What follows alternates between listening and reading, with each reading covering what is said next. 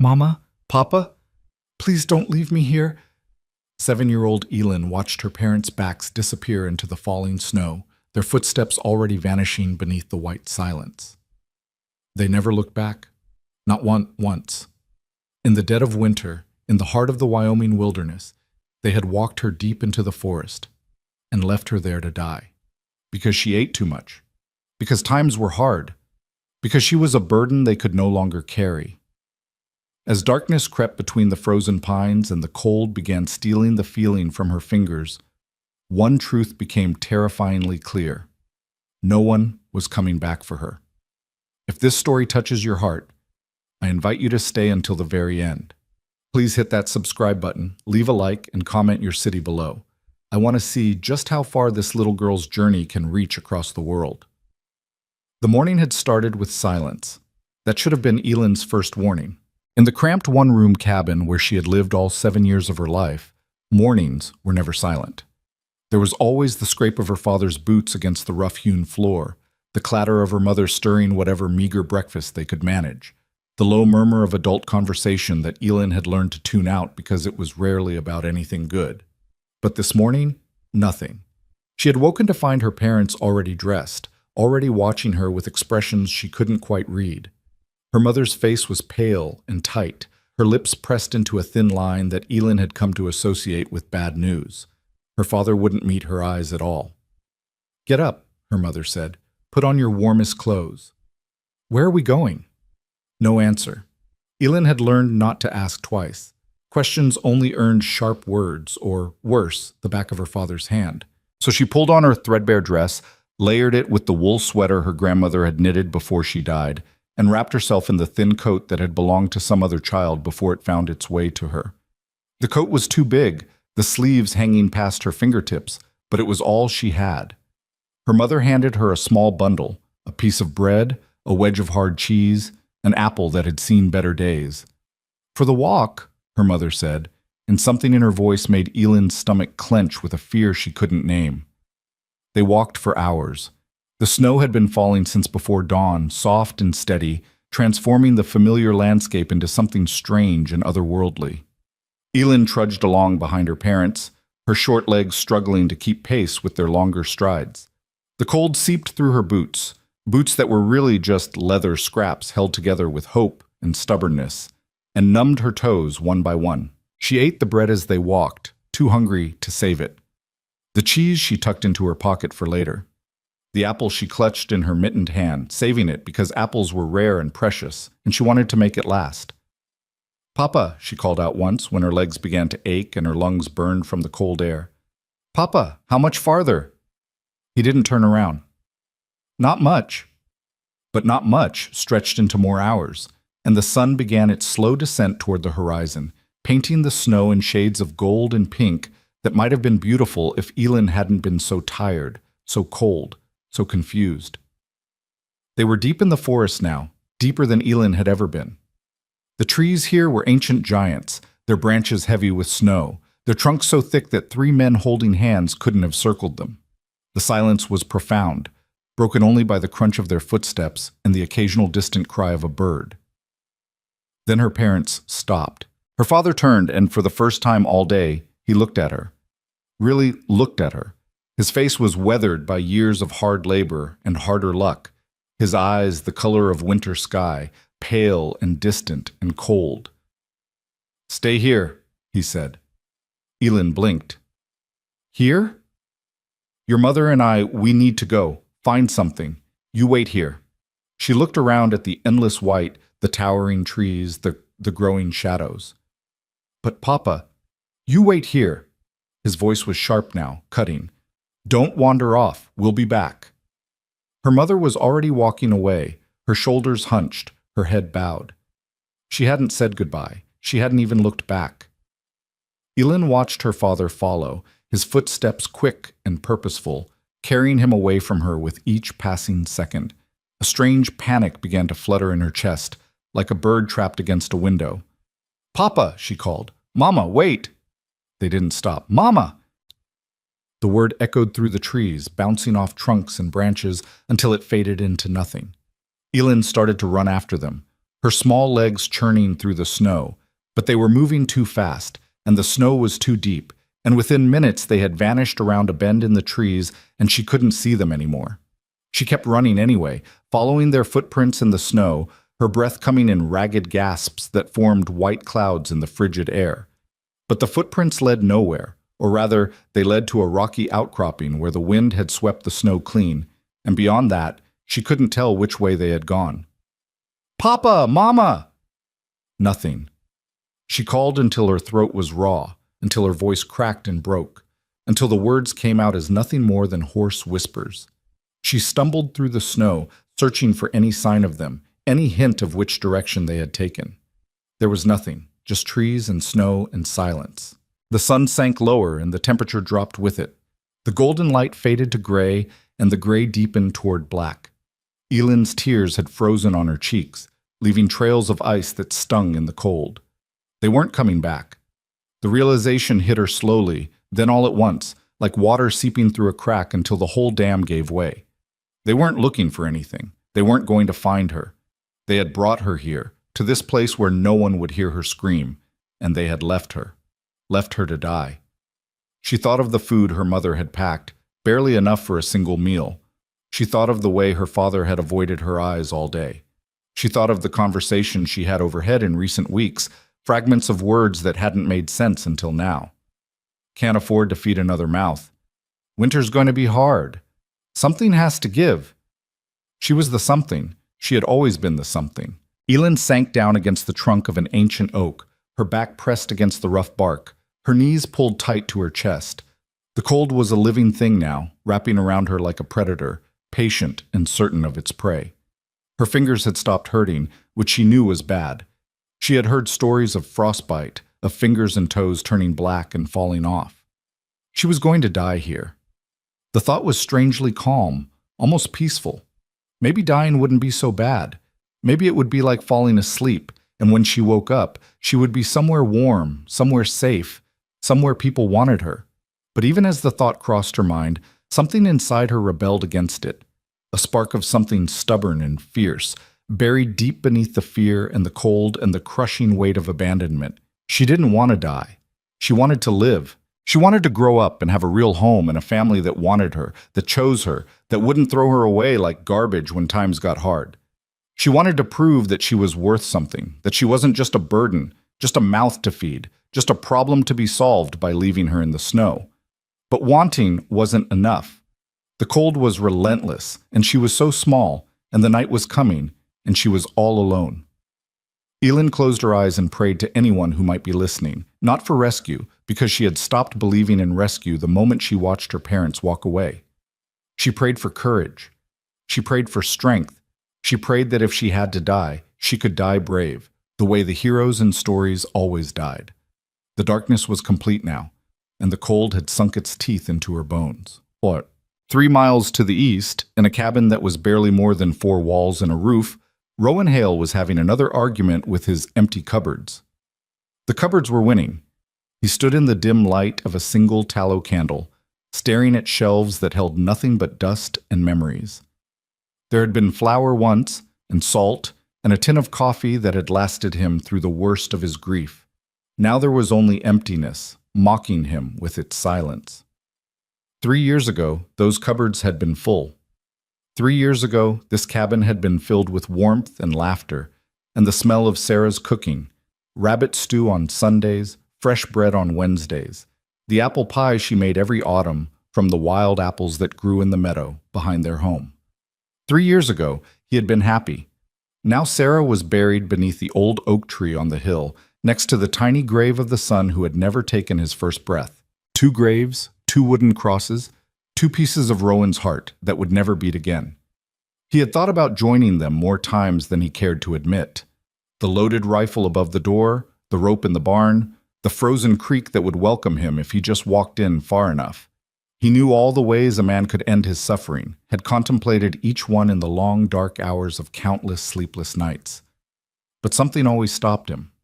Some stubborn, foolish part of him that wasn't ready to give up, even when giving up seemed like the only sensible option. Sarah wouldn't have wanted him to give up. She had loved his stubbornness, had teased him about it in that gentle way of hers. "Rowan Hale, you're the most mule-headed man I've ever met, and I love you for it." He could still hear her voice sometimes, in the creaking of the cabin walls, in the wind that whistled through the gaps in the chinking. He knew it was just his imagination, just the desperate longing of a broken heart, but he held on to those phantom whispers anyway, because they were all he had left of her. The candle flickered, and Rowan turned away from the empty cupboards with a sigh. His traps. He needed to check his traps. He had set them 3 days ago along the creek bed, hoping for rabbit or beaver. Anything that would fill his belly and maybe provide a pelt he could trade for supplies. He should have checked them yesterday, but yesterday had been one of the bad days, the days when getting out of bed felt like climbing a mountain, when the weight of grief pressed down so hard he could barely breathe. He had spent most of yesterday staring at the ceiling, watching the shadows move across the rough-hewn beams, wondering if today would be the day he finally gave up. It wasn't. It never was. He pulled on his coat, a good coat, sturdy and warm, the one thing of value he hadn't sold or traded, and wrapped a scarf around his neck. His boots were old but well made, and they still kept out most of the cold. He grabbed his lantern, lit it from the candle, and stepped out into the night. The cold hit him like a physical blow, stealing the breath from his lungs and making his eyes water. It was a clear night, the clouds having moved on, and the stars glittered overhead like scattered diamonds on black velvet. A half-moon provided enough light to see by, reflecting off the snow and creating an eerie silver glow that transformed the familiar forest into something strange and dreamlike. Rowan made his way along the path he had worn through countless trips, his boots crunching through the crusty top layer of snow. The forest was quiet, the way it always was on nights this cold. Even the owls and the wolves seemed to be huddled somewhere warm, waiting for the bitter temperatures to pass. He had checked 2 traps, both empty, and was making his way toward the third when he heard it. A sound, faint and distant, but unmistakably human. Rowan stopped, holding his breath, straining his ears against the silence. The sound came again, a voice, high and thin and desperate. "Mama, please." His heart stuttered in his chest. A child. There was a child out here, in this killing cold, in the dead of night. For a moment, just a moment, he hesitated. He knew what finding a child would mean. More responsibility, more mouths to feed, more complications in a life that was already complicated enough. He could barely take care of himself. How could he possibly take care of a child? But then the voice came again, weaker this time, and something inside Rowan that he had thought long dead roared to life with sudden, fierce urgency. He ran. His boots pounded against the snow as he followed the sound, his lantern swinging wildly and casting dancing shadows through the trees. He called out as he ran, his voice rough with disuse and desperation. "Hello, can you hear me? Where are you?" A sob answered him, barely audible, leading him toward a massive old oak that he recognized. It was a landmark, one of the oldest trees in the forest, its trunk as wide as a wagon wheel, and its branches reaching toward the heavens like gnarled fingers. And there, huddled at its base like a small frozen bird, was a child. She couldn't have been more than 6 or 7, a tiny thing wrapped in clothes that were woefully inadequate for the weather. Her hair was blonde, tangled with ice crystals, and her face, what he could see of it, was pale as the snow around her, her lips tinged with blue. "Oh God," Rowan breathed, and he was on his knees beside her before he consciously decided to move. Child, can you hear me?" Her eyes fluttered open, blue eyes, he saw, the color of summer sky, so incongruous in this winter wasteland. She looked at him without recognition, without fear, without much of anything at all. Her gaze was glassy, distant, the look of someone who had already half departed from this world. "Cold," she whispered. "So cold." Rowan's hands shook as he touched her cheek. Ice cold, colder than any living person should be. He had seen frostbite before, had watched men lose fingers and toes and ears to the merciless Wyoming winters. This child was on the edge of something worse. "I've got you," he said, his voice rough. "I've got you, child. You're going to be all right." He didn't know if it was a lie or a promise.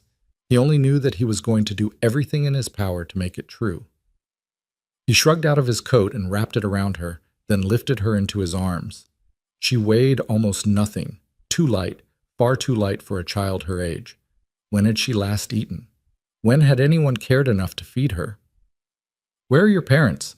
he asked as he began walking toward his cabin, his pace as fast as he dared with the precious, fragile burden in his arms. "Gone," she whispered, and the word held a universe of pain. "Gone where?" "They left me." Her voice cracked, broke, shattered like thin ice. "They walked away and didn't come back." Rowan's jaw tightened. He knew there were hard times in the territory, knew that families were struggling, that some were making desperate choices just to survive. But to leave a child in the wilderness, in the dead of winter, to abandon your own flesh and blood to die alone in the cold. "What's your name, child?" "Elin. Elin." He said it softly, carefully, like something precious. "I'm Rowan, and I'm going to take you somewhere warm, somewhere safe. Can you stay awake for me, Elin? Can you keep your eyes open?" She nodded weakly against his shoulder, her small hand clutching his shirt with surprising strength. "That's good. That's real good. You just hold on to me, all right? Don't you let go." The walk back to his cabin had never felt so long. Every step was an eternity, every gust of wind a personal attack. He held Elin close, trying to share what warmth he had, talking to her constantly to keep her conscious, telling her about his cabin, about his traps, about Sarah's garden that he still tended even though nothing grew there anymore. He told her about the stars, pointing out the constellations that Sarah had taught him, the stories behind them that she had learned from her grandmother. He told her about those wolves he sometimes heard at night, and the deer that came to drink at the creek in the early morning, and the family of foxes that had made their den beneath his woodpile last spring. He talked and talked, his voice growing hoarse, because if he stopped talking, he might start thinking, and if he started thinking, he might realize just how impossible this situation was. Finally, his cabin came into view, a squat, dark shape against the snow, smoke still trickling from the chimney where he had banked the fire before leaving. It wasn't much, but right now it looked like salvation. He kicked the door open and stumbled inside, moving immediately toward the fireplace. The embers were still glowing, and he fed them carefully with kindling, then larger pieces of wood, coaxing the flames back to life. Within minutes, the fire was roaring, casting dancing shadows on the walls and pushing back the cold that had followed them inside. He laid Elin on the worn rug before the fireplace, close enough to feel the warmth, but not so close that she would burn. Then he knelt beside her and began the slow, careful work of warming her up. He rubbed her hands and feet, wincing at how cold they were, how stiff. He wrapped her in every blanket he owned, which wasn't many, just two, both threadbare, both inadequate. He heated water over the fire and soaked rags in it, placing them against her neck, her armpits, her stomach, trying to warm her core first, the way his father had taught him long ago. As he worked, he studied her face. She was thin, painfully thin, the kind of thin that spoke of ongoing hunger rather than recent deprivation. There were hollows in her cheeks that shouldn't exist on a child so young, dark circles under her eyes that spoke of restless nights and heavy worries. But despite the thinness, despite the exhaustion, there was something in her face that caught his attention. A stubborn set to her jaw, a determined furrow in her brow even in unconsciousness. This was a child who had fought to survive, who had refused to simply give up and let the cold take her. She was a fighter. "Come on, Elin," he murmured, replacing a cooling rag with a fresh warm one. "Don't you give up now? You didn't come this far to give up." Her eyelids fluttered. Her lips moved, forming words he couldn't quite hear. He leaned closer. "What was that?" "Apple," she whispered. "I still have, my apple." Despite everything, despite the cold and the fear and the crushing weight of responsibility that had just fallen on his shoulders, Rowan felt something he hadn't felt in 3 years. He felt the urge to laugh. "Your apple?" he asked, his voice gentle. Her hand moved weakly, reaching toward her pocket. "Mama gave it to me, for the walk. I was saving it." Rowan reached into her pocket and pulled out a small apple, bruised and half frozen but still intact. She had been abandoned in the wilderness to die, had spent hours in killing cold, had come within a hair's breadth of freezing to death, and she had held on to this apple through all of it. "You kept it safe," he said softly. It's the last thing she gave me. The words hit Rowan like a physical blow. He understood, suddenly and completely, what this apple represented. Not just food, not just a final gift from a mother who had abandoned her, but hope. The hope that maybe, somehow, her mother had loved her after all. The hope that keeping this one small thing would make everything make sense. He set the apple gently on the table beside them, where she could see it. "We'll save it," he promised, "until you're ready to eat it, or until you decide what you want to do with it. But right now, you need something warm in your belly." He had nothing to offer, nothing but the meager supplies he had been saving for his own survival. But as he looked at this child, this small, brave, broken child who had been thrown away like garbage by the people who should have protected her, he knew that his own survival no longer mattered as much as hers.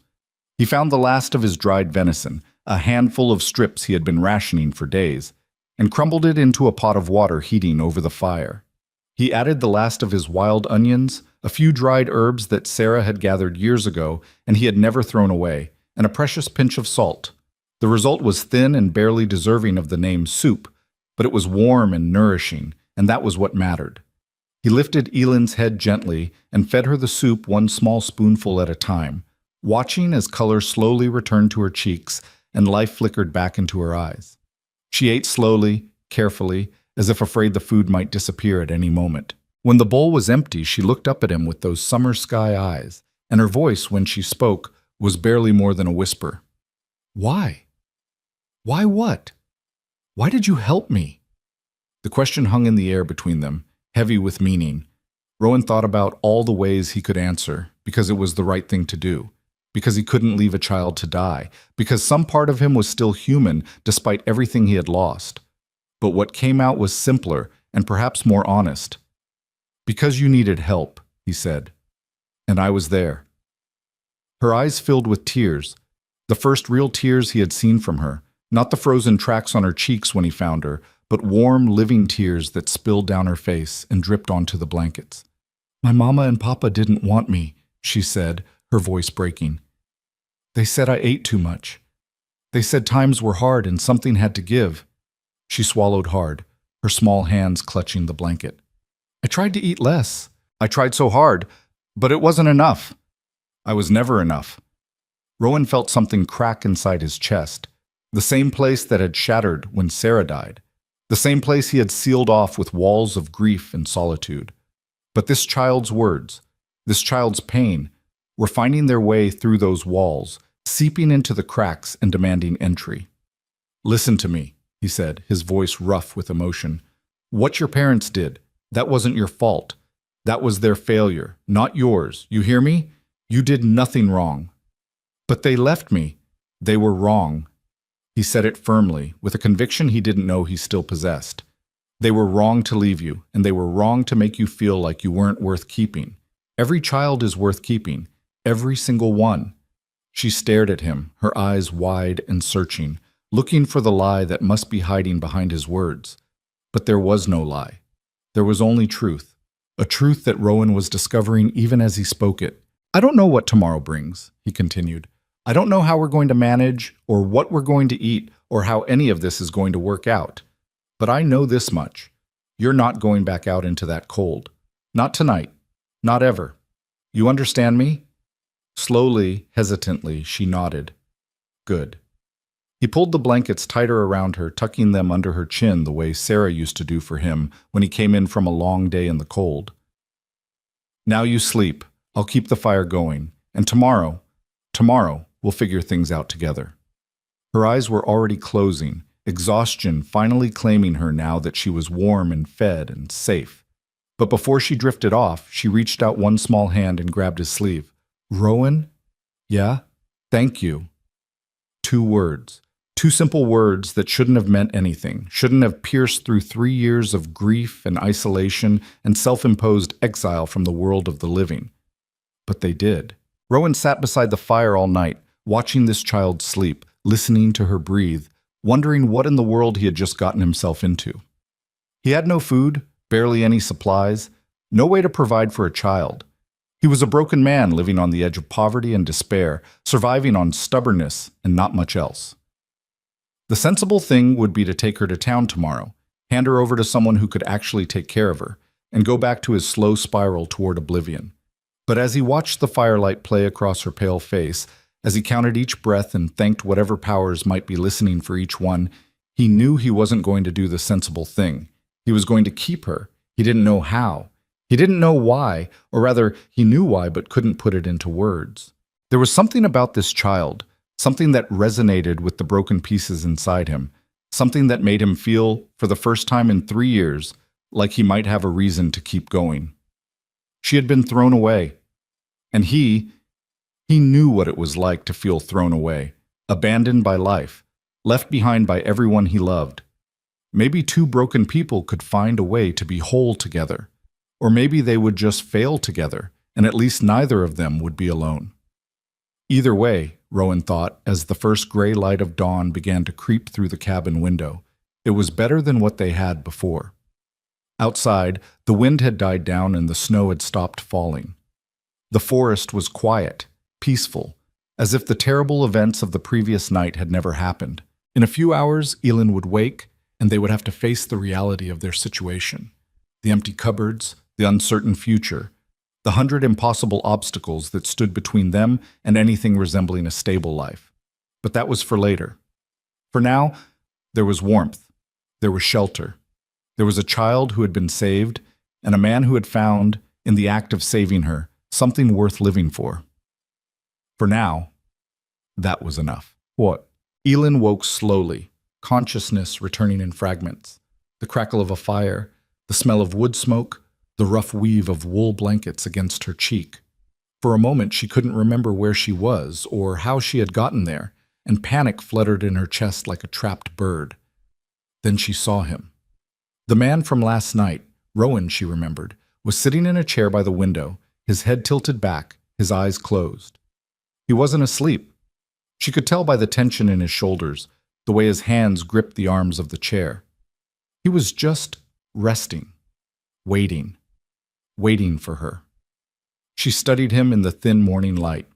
He was tall.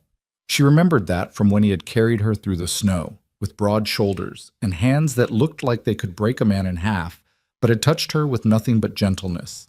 His face was weathered, lined with years and hardship, and there was gray at his temples that seemed premature for a man who couldn't have been more than 35. But it was his eyes that she remembered most clearly. Dark eyes, deep and sad, like windows into a room where the sun never shone. Eyes that had seen too much, lost too much, carried too much weight for too long. Eyes like hers. As if sensing her gaze, he opened his own eyes and turned to look at her. For a moment, they just stared at each other. Two strangers bound together by circumstance and desperation and something that neither of them could name. "You're awake," he said, and his voice was rough with fatigue. She nodded, not trusting her own voice. "How do you feel?" She took inventory. Her fingers and toes tingled, the feeling returning after the numbness of the cold, and her whole body ached as if she had been beaten, but there was no sharp pain, no sign of serious injury. "Better," she said. Then, remembering her manners, "Thank you." He nodded, accepting her thanks with the same economy of words he seemed to apply to everything. Then he stood, his joints cracking as he unfolded himself from the chair and moved toward the fireplace. "I'm going to make something to eat," he said over his shoulder. "It won't be much, but it'll be warm. Then we need to talk." Elin felt her stomach clench. "Talk about what?" He paused, his back to her, and she saw his shoulders rise and fall with a deep breath. "About what happens next." What happened next was a bowl of watery porridge, made from the last of Rowan's oats, scraped from the bottom of a nearly empty barrel, and a conversation that would change both their lives forever. They sat at his small table, the morning light streaming through the cabin's single window, and Rowan asked her questions in his quiet, careful way. Where did she come from? How long had she been in the forest? Did she have any other family, anyone who might be looking for her? Elin answered as best she could, her voice faltering sometimes but growing stronger as she went. She told him about the farm where she had lived, a full day's walk to the west, a failing farm, she understood now, though she hadn't had the words for it before. She told him about her parents, about the fight she had overheard, about the growing silence that had filled their home in recent weeks. She told him about the walk and the forest, and the moment she had realized they weren't coming back. By the time she finished, her porridge was cold and untouched, and Rowan's face was set in hard lines that made him look older than his years. "You're sure there's no one else?" he asked. "No aunts, uncles, grandparents?" "My grandmother died last winter. She was the last one. Mama used to say—" She stopped, swallowed hard. "Mama used to say that we were on our own, and that's why we had to be careful. That's why I had to eat less and work more and not be a burden." The word burden came out bitter, ugly, and Elin saw something flash in Rowan's eyes. Anger, she thought, though not directed at her. "You were never a burden," he said, echoing his words from the night before. "What they did to you, that's on them, not you. You understand?" She nodded, though she wasn't sure she did understand. She had been told she was a burden for so long by so many people that the belief had sunk into her bones and become part of who she was. "Here's the thing, Elin." Rowan leaned back in his chair, his hands wrapped around a cup of weak tea. "I'm not exactly in a position to take care of a child.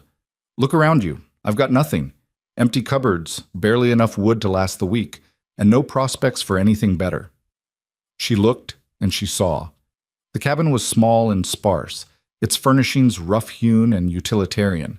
The only decorations were a faded sampler on the wall, "Home Sweet Home" embroidered in uneven stitches, and a photograph on the mantel of a woman with kind eyes and a gentle smile. "Is that your wife?" she asked, surprising herself. Rowan's face went still. "Was," he said after a long moment. "She died 3 years ago. I'm sorry." "So am I." He set down his cup and fixed her with that steady, dark gaze. "Point is, I'm a mess. I've been living out here alone because I couldn't face being around people anymore, and I've let everything go to hell because I didn't see the point in trying. You deserve better than what I can offer you." Elin felt her heart sink. She knew what was coming. He was going to send her away, just like everyone else. He was going to take her to town and hand her off to strangers who would look at her with pity and whisper about the poor abandoned child while deciding who would be stuck with her. "But," Rowan continued, and she looked up sharply, "I'm not going to send you away unless you want to go. I've got no right to make that choice for you. So I'm asking, what do you want, Elin? If you want to go to town, I'll take you. I'll make sure you end up somewhere safe. But if you want to stay—" He paused, his jaw working. "If you want to stay, I'll do everything in my power to give you a decent life. I don't know if I can promise you much, but I can promise you this. I will never leave you in the forest to die." The words hung in the air between them, heavy with meaning. Elin thought about the town, about the strangers who lived there, about the uncertain future that waited for her among people who didn't know her and didn't care about her. She thought about the looks she would get, the whispers she would hear, the endless cycle of being passed from home to home because no one really wanted her. Then she thought about this man, this stranger who had found her in the snow and carried her to safety. This man who had given her his last food, his warmest blankets, who had sat up all night watching over her. This man who looked at her not with pity or obligation, but with something that looked almost like recognition, as if he saw in her a reflection of himself. "I want to stay," she said, and her voice was stronger than it had been in months. "If you'll have me." Something shifted in Rowan's face, a loosening of tension, a softening of the hard lines around his eyes. It wasn't quite a smile, but it was close. "All right then," he said, "you'll stay." And just like that, everything changed. The first weeks were the hardest. Rowan was true to his word. He didn't have much to offer. The cupboards were bare, the winter was relentless, and every day was a struggle for survival. But somehow, against all odds, they managed. He taught her how to check the traps, how to read the signs of the forest, how to find rabbit trails and deer tracks in the snow. She was a quick learner, eager to prove herself useful, and her small hands were surprisingly deft at tasks that required delicacy and patience. He showed her how to cook what little they caught, how to stretch a single rabbit into 3 meals, how to make bone broth that filled the belly even when there was nothing else, how to find edible roots and bark when the hunting failed. In return, she brought something into his life that he hadn't known he was missing: purpose. It wasn't much, just having someone to talk to, someone to cook for, someone who needed him. But for a man who had spent 3 years wallowing in grief and isolation, it was everything. He found himself getting up earlier, working harder, caring about things he had long since stopped caring about. He repaired the holes in the roof that he had ignored for 2 winters. He chopped wood until his arms ached, building up a stockpile that would see them through the coldest months. He set more traps, hunted more carefully, pushed himself further than he had in years. All because there was a child depending on him. Elin, for her part, bloomed like a flower finding sunlight after a long darkness. The color returned to her cheeks. Her eyes lost some of their haunted emptiness. She smiled more, tentatively at first, then with increasing frequency, and laughed sometimes at the clumsy jokes Rowan told her, jokes so old and worn that they should have been embarrassing. She wasn't the burden her parents had made her believe she was. She was resilient, resourceful, and brave beyond her years. She never complained about the sparse meals or the cold nights or the hard work. She simply did what needed to be done, and did it well. And slowly, carefully, like two wounded animals learning to trust each other, they began to build something that neither of them had expected. A home. Not just a shelter from the cold, but a real home. A place of warmth and safety and belonging. A place where Elin didn't have to measure every bite of food or flinch at every raised voice. A place where Rowan could finally start to let go of the grief that had held him prisoner for 3 years. The cabin that had been a tomb became, gradually, something else entirely. Rowan took down the photograph of Sarah from the mantel, not to forget her, but to put her where she belonged, in his heart, not on display like a shrine to his own suffering. He told Elin about her, about the woman she had been and the life they had shared, and somehow speaking her name out loud made the pain more bearable instead of worse. Elin, in turn, told him about the grandmother she had loved and lost, the one person before Rowan who had ever made her feel wanted. They traded stories of the dead like precious gifts, honoring those they had lost while making room for those they had found. It wasn't easy. There were bad days, days when Rowan's grief hit him like a wave and he couldn't drag himself out of bed, days when Elin woke screaming from nightmares about the forest and the cold and her mother's back as she walked away. There were arguments and misunderstandings and moments when they both wondered if this strange arrangement could possibly work. But they pushed through, they held on, and day by day they proved that sometimes the families we choose are stronger than the ones we're born into. Winter's grip slowly began to loosen. The days grew longer, the nights less brutal. The snow began to melt, revealing patches of brown earth that held the promise of spring, and in a small cabin on the edge of the wilderness, a broken man and an abandoned child looked out at the changing world and saw something they had almost forgotten existed. Hope. The apple sat on the windowsill, untouched. Elin looked at it every day, that small, bruised, half-frozen apple that her mother had given her as a final, inadequate goodbye. Some days she thought about eating it, about finally letting go of the last thing that connected her to the parents who had thrown her away. Other days she thought about throwing it out, watching it rot in the snow like her memories of the family she had once had. But she never did either. She just let it sit there, a reminder of where she had come from and who she had been. One evening, as Rowan was preparing their dinner, rabbit stew, a luxury they could finally afford now that his traps were producing again, Elin picked up the apple and turned it over in her hands. "What should I do with it?" she asked, not really expecting an answer. Rowan glanced over his shoulder, saw what she was holding, and was quiet for a long moment. Then he said, "What do you want to do with it?" "I don't know." She traced the bruises on the apple's skin with one finger. "It feels wrong to eat it, but it feels wrong to throw it away too." Rowan wiped his hands on a rag and came to sit beside her. "You know what I think? I think that apple isn't really about your mother anymore. It's about you, about who you were and who you're becoming." She looked at him, confused. The girl who held on to that apple through everything, through the cold and the fear and the near death, she was holding on to hope. She was refusing to give up, even when giving up would have been easier. "That's who you are, Elin. That's the girl I found in the snow." His words settled into her heart, filling spaces she hadn't known were empty. "So maybe," he continued, "instead of eating it or throwing it away, you could plant it. Come spring, we can put it in the ground and see if it grows. And then you'll have something that started with your mother but became something new, something that belongs to this life, not the old one. Elin stared at the apple, seeing it with new eyes. You think it would grow? Maybe, maybe not.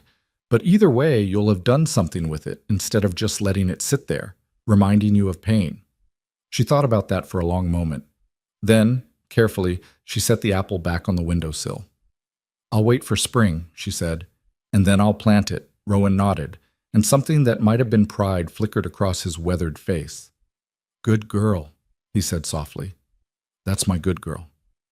And for the first time, Elin didn't flinch at the word my. For the first time, it felt like something she could belong to without losing herself. For the first time, it felt like home. Spring arrived slowly, reluctantly, as if the land itself was hesitant to believe that winter had finally loosened its grip. The snow melted in patches, revealing brown grass and muddy earth that squelched underfoot. The creek behind Rowan's cabin swelled with runoff, its icy waters rushing and tumbling over rocks that had been locked in ice for months. And in the windowsill of the small cabin, the apple sat waiting, just as Elin had promised. She had been with Rowan for nearly 3 months now, and in that time, something remarkable had happened to both of them. The cabin that had once been a monument to grief and isolation had transformed into something warmer, something alive. There were small touches everywhere, a bundle of dried wildflowers that Elin had gathered from beneath the melting snow, a patchwork curtain she had sewn from scraps of fabric Rowan had found in Sarah's old trunk, drawings scratched onto pieces of bark that decorated the walls with childish but earnest depictions of rabbits and deer, and a tall man holding hands with a small girl. Rowan noticed these changes the way a man notices the sun after a long illness. With wonder, with gratitude, with a faint disbelief that such brightness could exist in a world that had seemed so dark for so long. You're staring again, Elin said without looking up from her task. She was sitting cross-legged on the floor, carefully sorting through a pile of seeds that Rowan had traded for at the general store in town. His first trip to civilization in over a year, undertaken specifically because Elin had asked if they could grow a garden. Was I? Rowan leaned against the doorframe, watching her small fingers separate the seeds into neat piles. Sorry, just thinking. About what? He considered lying, considered deflecting the way he always used to when Sarah asked him questions he didn't want to answer. But Elin had a way of seeing through his deflections, of waiting patiently until he told her the truth. About how different things are, he said finally. How different I am. Elin looked up at that, her blue eyes curious. Different how? 3 months ago, He paused, searching for words that wouldn't frighten her. I was in a bad place. I'd given up on pretty much everything, and then you showed up, and suddenly I had a reason to keep going. She was quiet for a moment, processing his words with the seriousness she applied to everything. I was in a bad place too, she said softly. I thought nobody wanted me.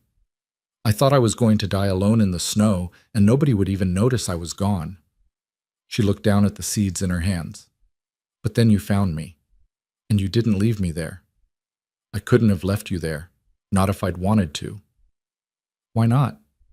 It was a question she had asked before, in different ways, as if she still couldn't quite believe that someone had chosen to save her when everyone else had chosen to throw her away. Rowan understood the need to ask, understood it in his bones, because he had asked the same question of himself 1,000 times. Why had he saved her? Why had he taken on the burden of another mouth to feed when he could barely feed himself? Why had he opened his heart to this child when opening his heart meant risking more pain, more loss, more grief? Because, he said slowly, carefully, when I found you in the snow, I saw myself. I saw someone who had been abandoned by the people who were supposed to love them, someone who had been left to die alone. And I thought if I could save you, maybe I could save myself too. Elin's eyes glistened, but she didn't cry. She had learned in her short, hard life to hold her tears inside where no one could see them. Did it work? She asked. Did saving me save you? Rowan crossed the room and knelt beside her, his large hand gentle on her shoulder. Yeah, he said, his voice rough with emotion. Yeah, I think it did.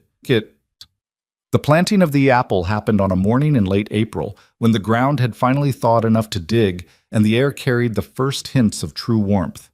Elin had been saving the apple all winter, watching it slowly shrivel and brown on the windowsill, and now she carried it outside like a sacred relic, cupped carefully in both hands. Rowan had already prepared a spot for it, a small patch of earth near the cabin where the sun hit strongest in the afternoons. He handed Elin a trowel, and together they dug a hole in the dark, rich soil. "You sure about this?" he asked, not because he doubted her decision, but because he wanted her to be certain. Elin nodded. "I'm sure. I don't want to eat it, and I don't want to throw it away. I want to make something new from it, something that's mine." "Then let's do it." She placed the apple in the hole, her small fingers pressing it gently into the earth. Then together, they covered it with soil, patting it down firmly, but not too hard. "There," Rowan said. "Now we wait and see what grows."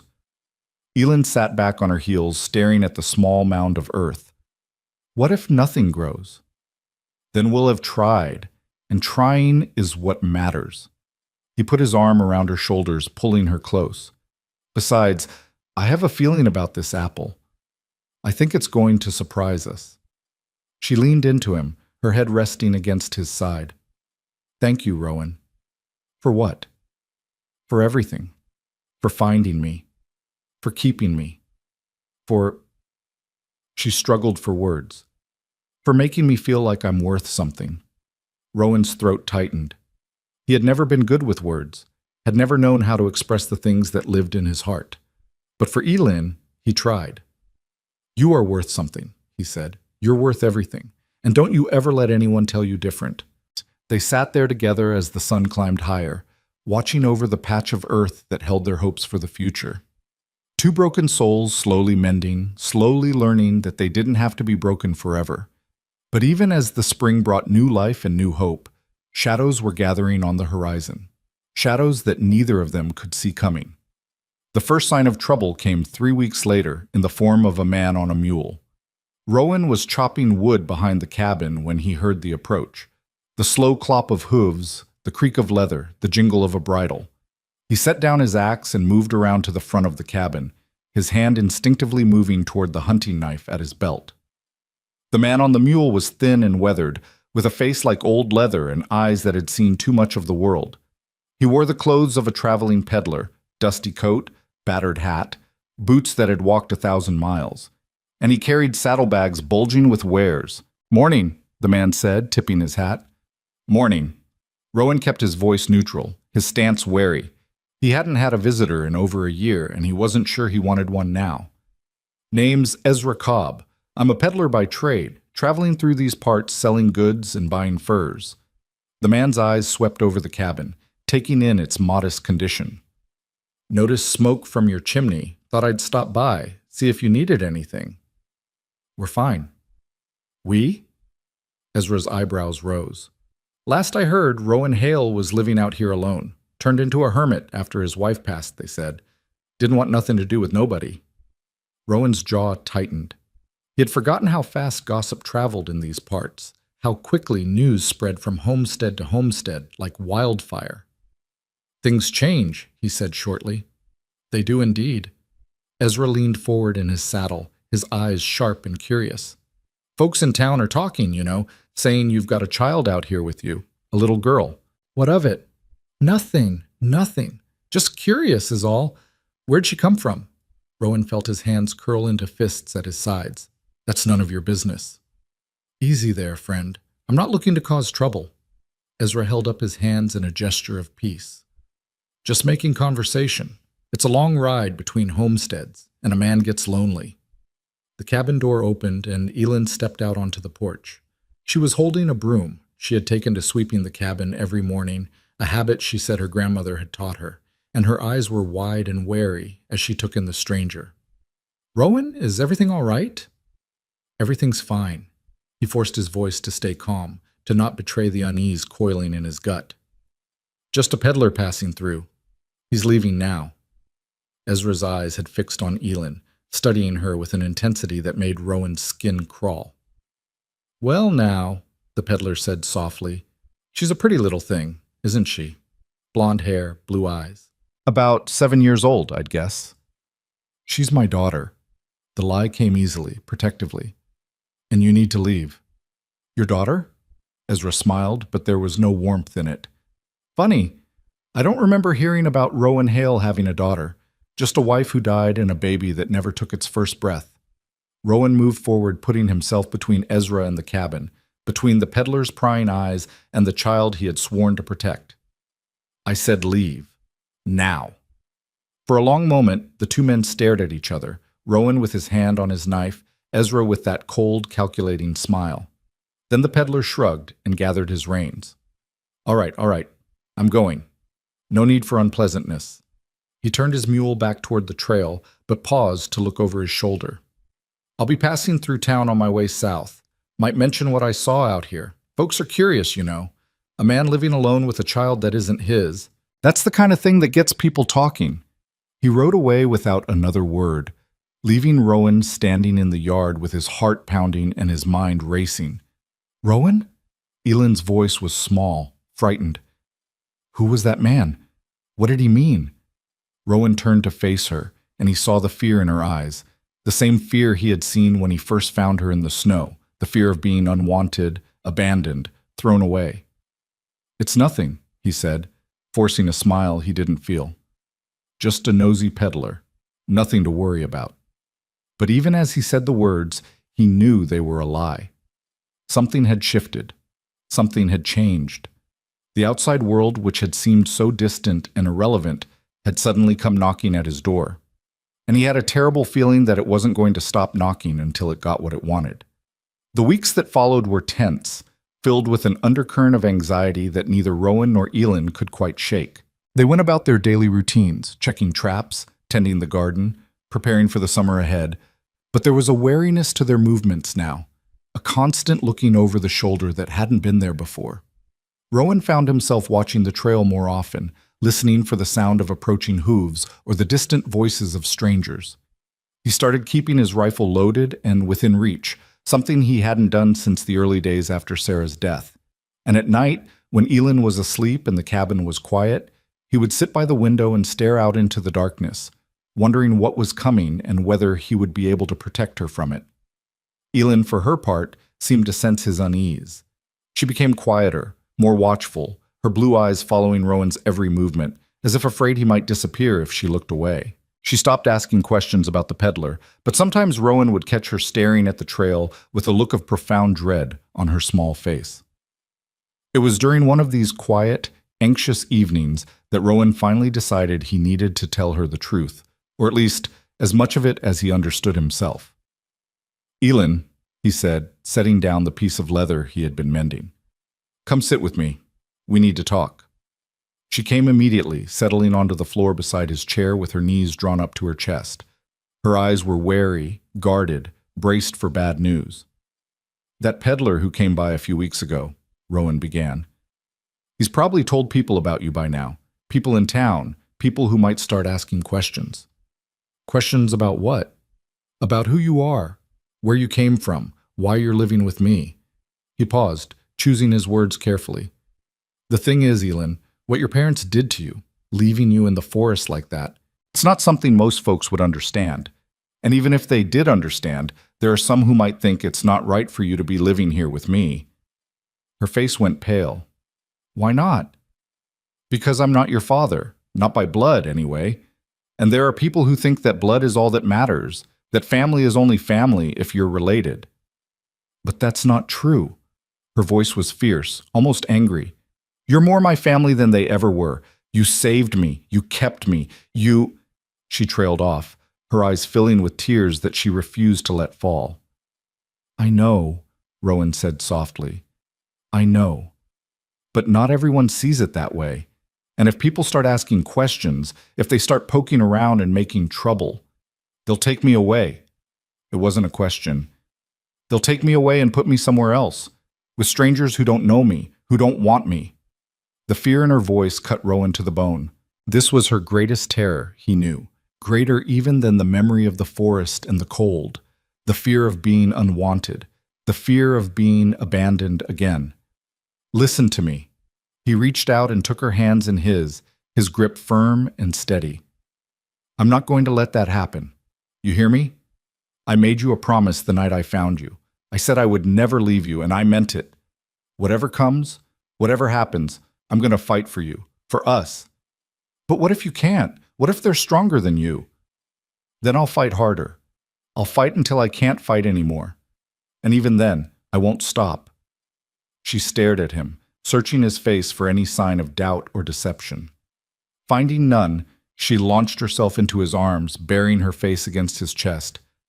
I don't want to leave, she whispered. This is my home. You're my home. Rowan held her tight, his hand cradling the back of her head, his heart breaking and healing at the same time. You're not going anywhere, he said. I promise. But even as he made the promise, he knew that keeping it might be the hardest thing he had ever done. The trouble arrived on a Tuesday, in the middle of June, when the garden was coming up strong and the apple tree they had planted had sprouted 3 small, hopeful leaves. Rowan heard them coming from a mile away, the sound of multiple horses, the murmur of voices, the unmistakable authority of men who believed they had the right to go wherever they pleased. He was in the garden with Elin, showing her how to thin the carrot seedlings when the sound reached his ears. Inside, he said quietly. Now. Elin didn't argue, didn't ask questions. She simply rose and walked calmly toward the cabin, her small back straight and her head high. Rowan felt a surge of pride at her composure. This child who had been through so much, who had every reason to fall apart, was holding herself together with a strength that belied her years. He waited in the yard as the riders approached. 3 men on horseback, their faces grim and official. Rowan recognized 2 of them, Sheriff Nathaniel Briggs, a barrel-chested man with a reputation for fairness but little tolerance for troublemakers, and Deputy Wilson, a younger man with nervous eyes and a tendency to follow orders without question. The 3rd man was a stranger, dressed in the somber clothes of a bureaucrat, carrying a leather satchel that bulged with papers. Rowan Hale, Sheriff Briggs said, reining in his horse. Afternoon. Sheriff, Rowan kept his voice neutral. What brings you all the way out here? Official business, I'm afraid. The sheriff dismounted, his boots hitting the ground with a heavy thud. This here is Mr. Cornelius Finch from the Territorial Welfare Office in Cheyenne. He's got some questions about the child living here with you. Rowan's jaw tightened, but he kept his expression calm. What kind of questions? Mr. Finch stepped forward, his thin face pinched with self-importance. Questions about the child's origins, Mr. Hale, about her legal status, about the propriety of her current arrangements. Her arrangements are just fine. That remains to be determined. Finch pulled a sheaf of papers from his satchel. We've received reports that you are harboring a minor child with no legal claim of guardianship. A child who, by all accounts, is not your biological offspring and has no documented connection to you whatsoever. She's my daughter. She is not your daughter. Finch's voice was sharp, cutting. She is a child of unknown parentage, abandoned in the wilderness and taken in by a man with no legal right to her custody. Under territorial law, such a child must be placed in the care of proper authorities until her situation can be assessed and appropriate arrangements made. The words hit Rowan like physical blows. He had known this might happen, had prepared himself for the possibility, but hearing it spoken aloud, hearing the cold, bureaucratic language that reduced Elin to a child of unknown parentage, a problem to be solved, made his blood run cold. Appropriate arrangements, he repeated, his voice dangerously quiet. And what would those be? The child will be taken to the territorial orphanage in Laramie, where she will be properly cared for until a suitable placement can be found. An orphanage, Rowan laughed, but there was no humor in it. You want to take a child who was abandoned by her own parents, who nearly died alone in the snow, and put her in an orphanage? That's your idea of appropriate arrangements? Mr. Hale, I understand this is difficult. You don't understand anything. Rowan stepped forward, and both the sheriff and his deputy tensed. That girl in there? She's not a problem to be solved. She's not a case file in your satchel. She's a child, a living, breathing child who has been through more in her 7 years than most people endure in a lifetime. And she has finally found a place where she feels safe, where she feels wanted. And you want to tear that away from her? For what? For propriety? Sheriff Briggs cleared his throat. Rowan, I know this isn't easy, but the law is the law. If you've got no legal claim to the girl, legal claim be damned. I've cared for her, fed her, kept her alive through the hardest winter in 10 years. I've watched her grow from a terrified, half-frozen waif into a strong, brave young girl. I've given her a home when her own parents threw her away like garbage. If that doesn't give me a claim to her, then your law isn't worth the paper it's written on. The silence that followed was thick and heavy. The three men exchanged glances, and for a moment Rowan hoped that his words had gotten through to them. Then Mr. Finch spoke again, and his voice was ice. Nevertheless, Mr. Hale, the law must be followed. We are here to take the child into protective custody. You may contest this action through the proper legal channels, but for now, she must come with us. Over my dead body. Mr. Hale, I said over my dead body. Rowan's hand moved to the knife at his belt, not threateningly, but with a clear message. You're not taking her. Not today. Not ever. Sheriff Briggs sighed, rubbing a hand over his weathered face. Rowan, don't do this. Don't make this harder than it has to be. Then leave. Go back to town and tell whoever sent you that you couldn't find her. Tell them I'd already moved on. Tell them whatever you want. But you're not taking that girl. The sheriff was quiet for a long moment, his eyes meeting Rowan's with something that might have been sympathy. Then he shook his head. I can't do that, Rowan. I've got a job to do.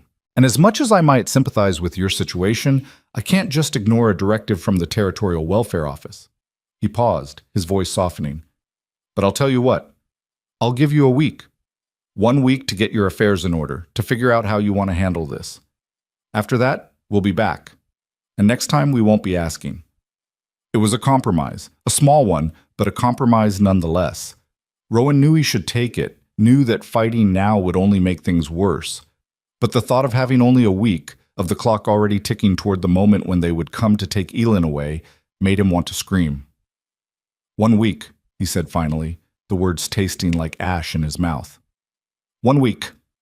Sheriff Briggs mounted his horse, and his deputy and Mr. Finch followed suit. Use it wisely, Rowan. I've got no quarrel with you, but I'll do my job if I have to.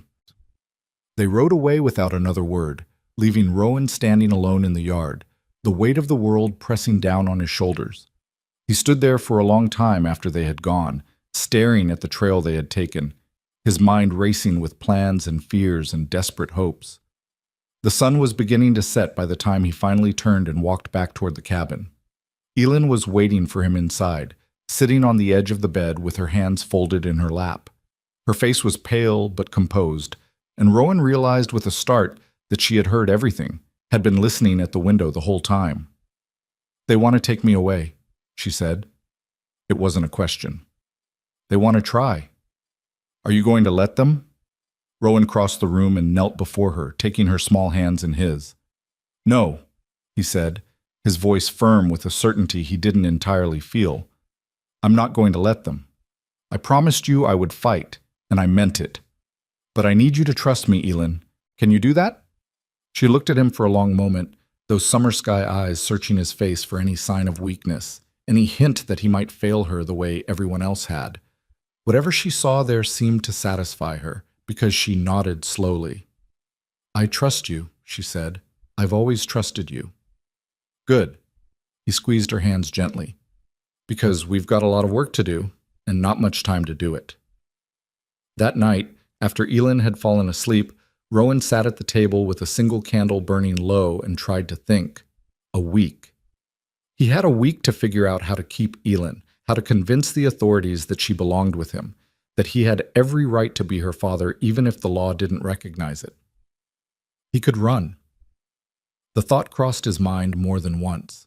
Pack up what little they had, head north into the mountains, disappear into the wilderness where no one would ever find them. He knew these lands better than anyone. He could keep them hidden for years if he had to. But he dismissed the idea almost as soon as it formed. Running would only prove what they already believed, that he was an unfit guardian, that Elin was better off without him. And what kind of life would that be for her? Always looking over her shoulder, always afraid of being caught, never able to put down roots or make friends or live a normal life? No. Running wasn't the answer. He needed to fight. But to fight, he needed allies, people who could vouch for him, who could testify to his character and his fitness as a guardian. People who could stand before the law and say that Rowan Hale was a good man, that Elin was lucky to have him. The problem was, Rowan didn't have any allies. He had spent the last 3 years pushing everyone away, isolating himself from the community that had once welcomed him. He had no friends, no family, no one who would speak on his behalf, except his mind went to Sarah and to the life they had built together before everything fell apart. They had been part of a community once, neighbors who brought food when someone was sick, friends who helped with the harvest and the barn raising and the 100 small tasks that made up frontier life. Sarah had been the one who maintained those connections, who remembered birthdays and sent condolences and kept track of who needed what. When she died, those connections had withered and died with her. But maybe, just maybe, they weren't entirely dead. Maybe there were still people out there who remembered the Rowan Hale he used to be, the man who had worked his land with pride, who had helped his neighbors when they needed it, who had loved his wife with a devotion that was the envy of the county. Maybe those people would help him now, if he asked. It was a slim hope, but it was the only hope he had. The next morning, Rowan woke before dawn and began preparing for a trip to town. "I have to go," he told Elin as she rubbed sleep from her eyes. "There are people I need to talk to, things I need to arrange. I'll be gone most of the day, maybe longer." Fear flickered across her face. "Can I come with you?" "Not this time." He saw her expression crumble and quickly added, "It's not that I don't want you with me, but some of these conversations, they're going to be difficult, and I don't want you to have to hear them." "What kind of conversations?" Rowan hesitated. He had never lied to Elin, not about anything important, and he wasn't going to start now. "I'm going to ask for help," he said. "From people I haven't talked to in a long time, people who might not want to help me. But I have to try, because you're worth fighting for." Elin was quiet for a moment. Then she reached out and took his hand. "Be careful," she said. "I will. And come back." The words hit him harder than he expected. Come back. Such a simple request, but coming from a child who had watched her parents walk away and never return, it carried the weight of the world. "I'll always come back," he said. "Always, no matter what." He rode out an hour later, leaving Elin with strict instructions to stay inside, to keep the doors locked, to not open them for anyone. She had promised, her face solemn and serious, and he had to trust that she would keep her word. The ride to town took the better part of 3 hours, giving Rowan plenty of time to rehearse what he was going to say and plenty of time to doubt whether any of it would work. By the time the first buildings came into view, his stomach was in knots and his palms were slick with sweat. The town, if you could call it that, consisted of a single main street lined with wooden buildings in various states of repair. There was a general store, a blacksmith, a saloon, a church, and a handful of other establishments that served the needs of the scattered homesteaders and ranchers who made up the local population. Rowan hadn't been here in over a year, and as he rode down the main street, he felt the weight of curious eyes on him. Some of the faces were familiar, people he had known before Sarah's death, before his self-imposed exile. Others were strangers, newcomers who had arrived during his long absence. He ignored them all, focusing on his destination, the small white building at the end of the street with a hand-painted sign that read, "Reverend William Harker, Pastor." Reverend Harker had officiated at Rowan's wedding to Sarah. He had presided over her funeral and over the small, heartbreaking service for the son they had lost. He was the closest thing Rowan had to a friend in this town, though they hadn't spoken since the day Sarah was buried. Rowan dismounted and tied his horse to the hitching post, then stood for a long moment outside the church, gathering his courage. Finally, with a deep breath, he pushed open the door and stepped inside. The church was small and simple, with wooden pews worn smooth by years of use and a plain wooden cross on the wall behind the pulpit. Sunlight streamed through the windows, casting patterns of light and shadow on the floor. Reverend Harker was at the front of the church, arranging hymnals on a table. He looked up at the sound of the door, and his eyes widened in surprise. "Rowan Hale." The Reverend's voice was warm but cautious. "It's been a long time." "It has. I heard you were still alive out there, but to be honest, I wasn't sure whether to believe it." Harker set down the hymnals and walked toward Rowan, his eyes taking in the changes 3 years of solitude had wrought. "You look different. I feel different. And there's a child now, I hear. A little girl. Word traveled fast, apparently. Rowan nodded. Her name is Elin, and she's why I'm here. Reverend Harker listened in silence as Rowan told him everything, finding Elin in the snow, taking her in, watching her bloom from a terrified waif into a brave young girl. The peddler's visit, the sheriff's warning, the threat of the territorial welfare office coming to take her away. When Rowan finished, Harker was quiet for a long moment. Then he sighed. That's quite a story, Rowan. Quite a responsibility you've taken on. I know. And you're here because you need help, someone to speak on your behalf. Yes. Harker turned away, walking toward the window and staring out at the dusty street. His back was to Rowan, his shoulders tense. You know, when Sarah died, I tried to reach out to you, multiple times. I came to your cabin, wrote you letters, asked mutual friends to check on you, and you pushed me away, every single time. Guilt twisted in Rowan's gut. I know, I wasn't in a place where I could accept help. I wasn't in a place where I could accept anything. And now? Now things are different. Elin made them different. Harker turned back to face him, and there was something searching in his eyes. Why do you want to keep her, Rowan? Really? Is it because you love her, or is it because you need someone to fill the hole that Sarah left? The question hit Rowan like a punch to the gut. Not because it was cruel, but because it was fair. He had asked himself the same question, late at night when doubt crept in and whispered that he wasn't fit to be anyone's father. Maybe it started that way, he admitted. Maybe when I first took her in, part of me was just looking for something to fill the emptiness. But it's not like that anymore. Elin isn't a replacement for Sarah or for the child we lost. She's her own person, strong and brave and smart and kind, and I love her for who she is, not for who she might help me become. He took a step forward, his voice raw with emotion. She's my daughter, Reverend, maybe not by blood, but by everything that matters. I would die for her. I would kill for her. And I am begging you to help me keep her. Harker was silent for a long moment. Then slowly, a small smile crossed his weathered face. That's what I needed to hear, he said. That's what I needed to know. He walked to Rowan and clasped his shoulder firmly. I'll help you, Rowan. I'll speak on your behalf to anyone who will listen. I'll write letters, I'll testify, I'll do whatever it takes. But you need to understand something. This won't be easy. The law doesn't care about love. It cares about paperwork and propriety, and what looks right on paper. You're fighting an uphill battle. I know. But you're going to fight it anyway. I don't have a choice. Harker nodded slowly. Then let's get to work.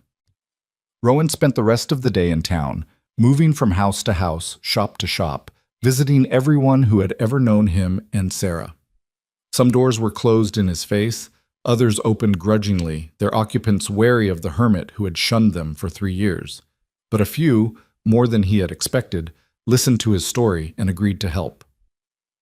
Old Mrs. Patterson, who had been Sarah's closest friend, wiped tears from her eyes and promised to write a letter to the welfare office testifying to Rowan's character. The Hendricks family, whose barn Rowan had helped build 10 years ago, offered to appear in person if a hearing was called. Even the gruff blacksmith, a man of few words and fewer smiles, clapped Rowan on the shoulder and said he would put in a good word.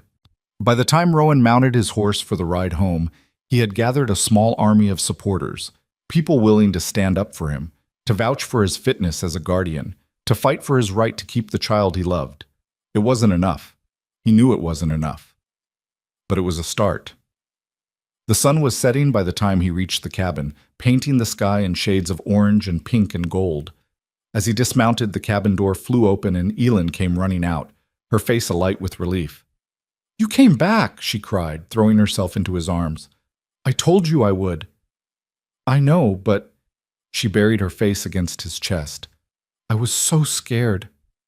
Rowan held her tight, feeling her small body tremble against his. "I'm here," he said softly. "I'm here, and I'm not going anywhere. Not ever." They stood there together as the last light faded from the sky, holding on to each other like survivors of a shipwreck clinging to a piece of driftwood. The week ahead loomed before them, dark and uncertain, full of dangers they couldn't predict and outcomes they couldn't control. But for this moment, at least, they were together. And together, they would face whatever came. That night, after Elin had fallen asleep, Rowan sat by the window and watched the stars wheel overhead. Somewhere out there, in offices and courtrooms and government buildings, people were deciding his fate, deciding Elin's fate, based on laws and regulations that knew nothing of love, nothing of sacrifice, nothing of the bond that had formed between a broken man and an abandoned child. He thought about the week ahead, about the battle he would have to fight, about the possibility, the very real possibility, that he might lose. And then he thought about Elin, about the way she laughed when he told his terrible jokes, about the stubborn set of her jaw when she was determined to do something, about the way she looked at him with those summer sky eyes full of trust and hope and love. He wasn't going to lose her. He couldn't. Whatever it took, whatever he had to do, whatever sacrifices he had to make, he would find a way to keep her. Because she wasn't just a child he had saved from the snow. She was his daughter, his family, his reason for living, and no law in the world was going to take that away from him. The moon rose over the mountains, casting silver light through the window and illuminating the small form sleeping peacefully on the bed. Rowan watched her breathe, watched the gentle rise and fall of her chest, watched the small smile that played at the corners of her lips as she dreamed whatever dreams 7-year-olds dream. Tomorrow, the fight would begin in earnest. But tonight, there was peace. Tonight, there was home. And for now, that was enough. The fever came without warning, stealing into the cabin like a thief in the night, and wrapping its burning fingers around Elin's small body. Rowan woke to the sound of her whimpering, a soft, pitiful sound that cut through his sleep and brought him bolt upright in his chair by the window. He had fallen asleep there again, keeping watch over the darkness as if his vigilance alone could hold back the forces gathering against them. 3 days had passed since the sheriff's visit, 3 days of preparation and planning and desperate hope, and the strain was beginning to tell. But all thoughts of sheriffs and welfare officers vanished the moment he crossed to Elin's bed and touched her forehead. She was burning. "Elin." He shook her gently, then more firmly when she didn't respond. "Elin, wake up."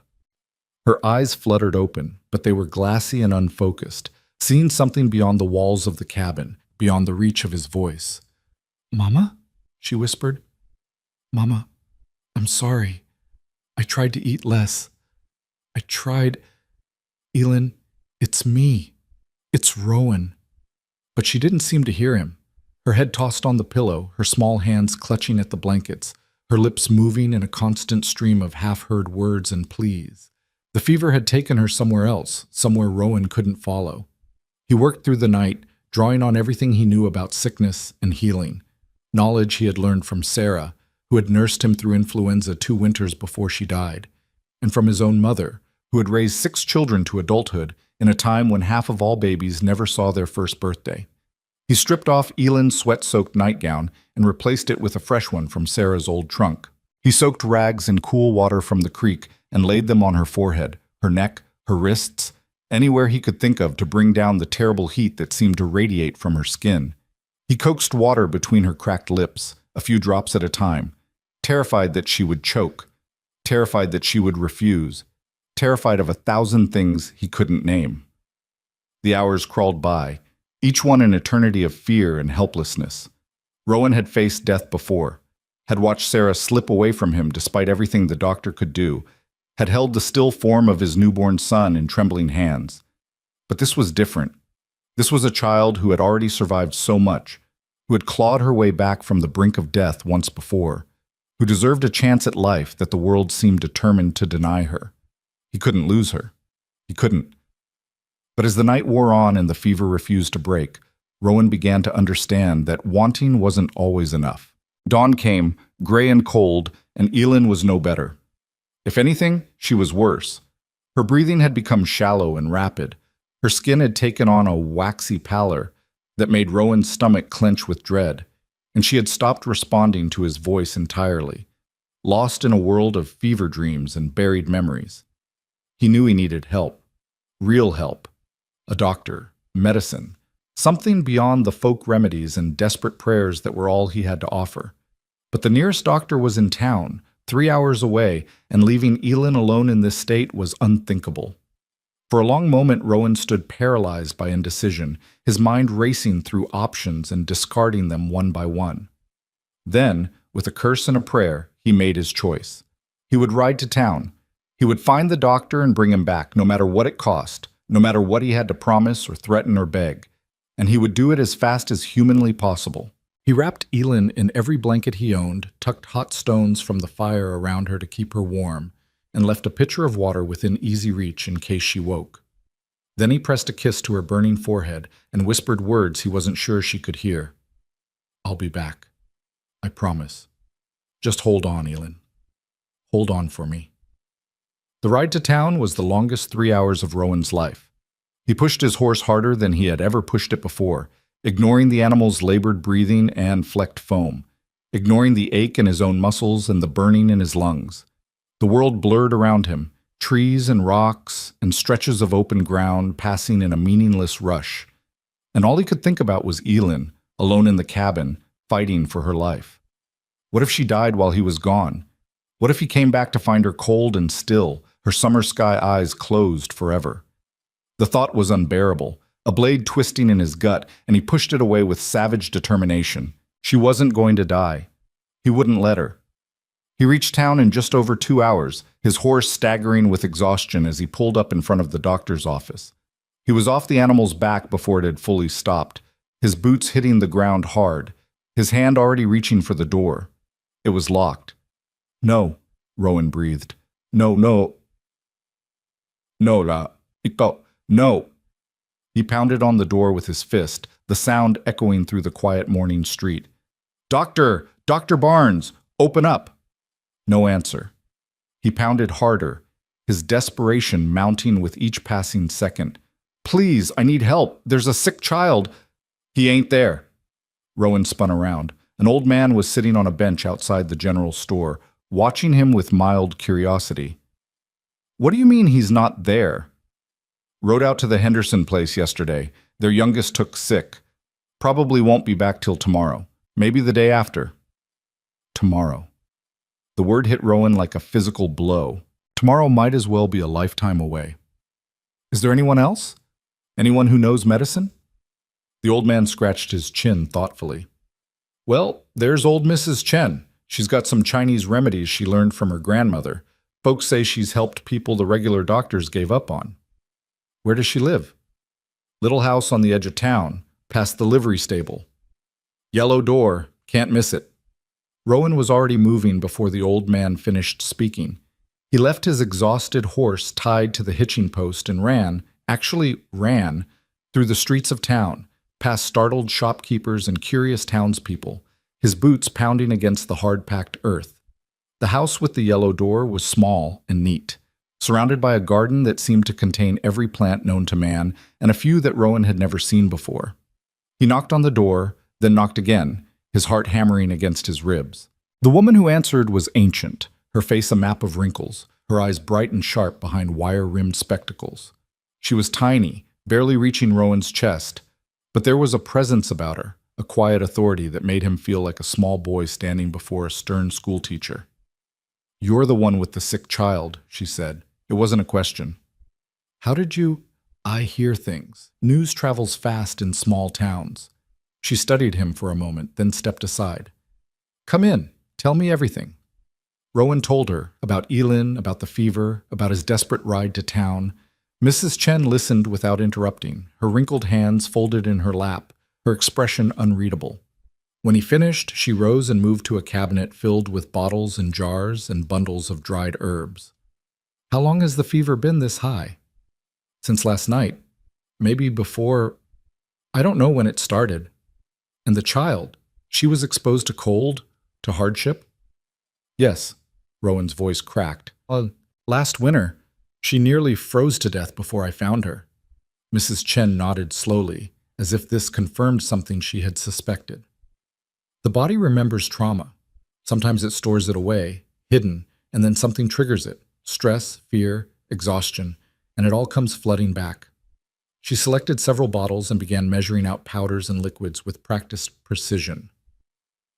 This child has been through much. Her body is fighting old battles and new ones at the same time. Can you help her? Mrs. Chen paused in her work and looked at him, really looked at him with those sharp, ancient eyes that seemed to see straight through to his soul.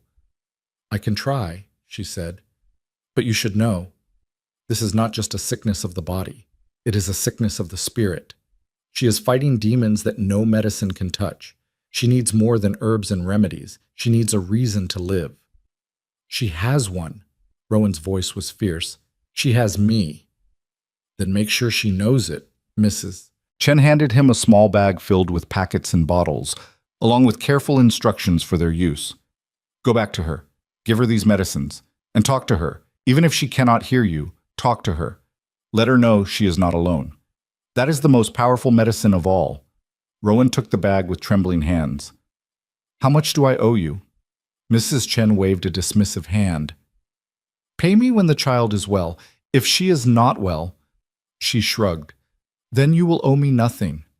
He wanted to thank her, wanted to find words that could express the depth of his gratitude, but his throat was too tight and his eyes were burning, and all he could do was nod and turn and run back the way he had come. The ride home was even faster than the ride to town, though Rowan wasn't sure how that was possible. His horse was nearly dead on its feet, and so was he, but neither of them stopped or slowed until the cabin came into view. Rowan was off the horse before it had fully stopped, bursting through the cabin door with his heart in his throat, terrified of what he might find. Elin was exactly where he had left her, wrapped in blankets, her small face flushed and damp with fever sweat. But she was breathing, still fighting. He collapsed beside her bed, his legs finally giving out, and pressed his forehead against the edge of the mattress. I'm back, he whispered. I promised I would come back, and I did. Now you have to promise me something, Elin. You have to promise to keep fighting. Can you do that? Can you hold on just a little longer? No response, just the shallow rasp of her breathing and the distant call of a bird outside the window. Rowan got to work. He followed Mrs. Chen's instructions exactly, brewing teas and mixing poultices and administering medicines with the careful precision of a man whose whole world depended on getting every detail right. He kept the fire burning, kept the cool cloths on her forehead, kept talking to her even though she gave no sign of hearing.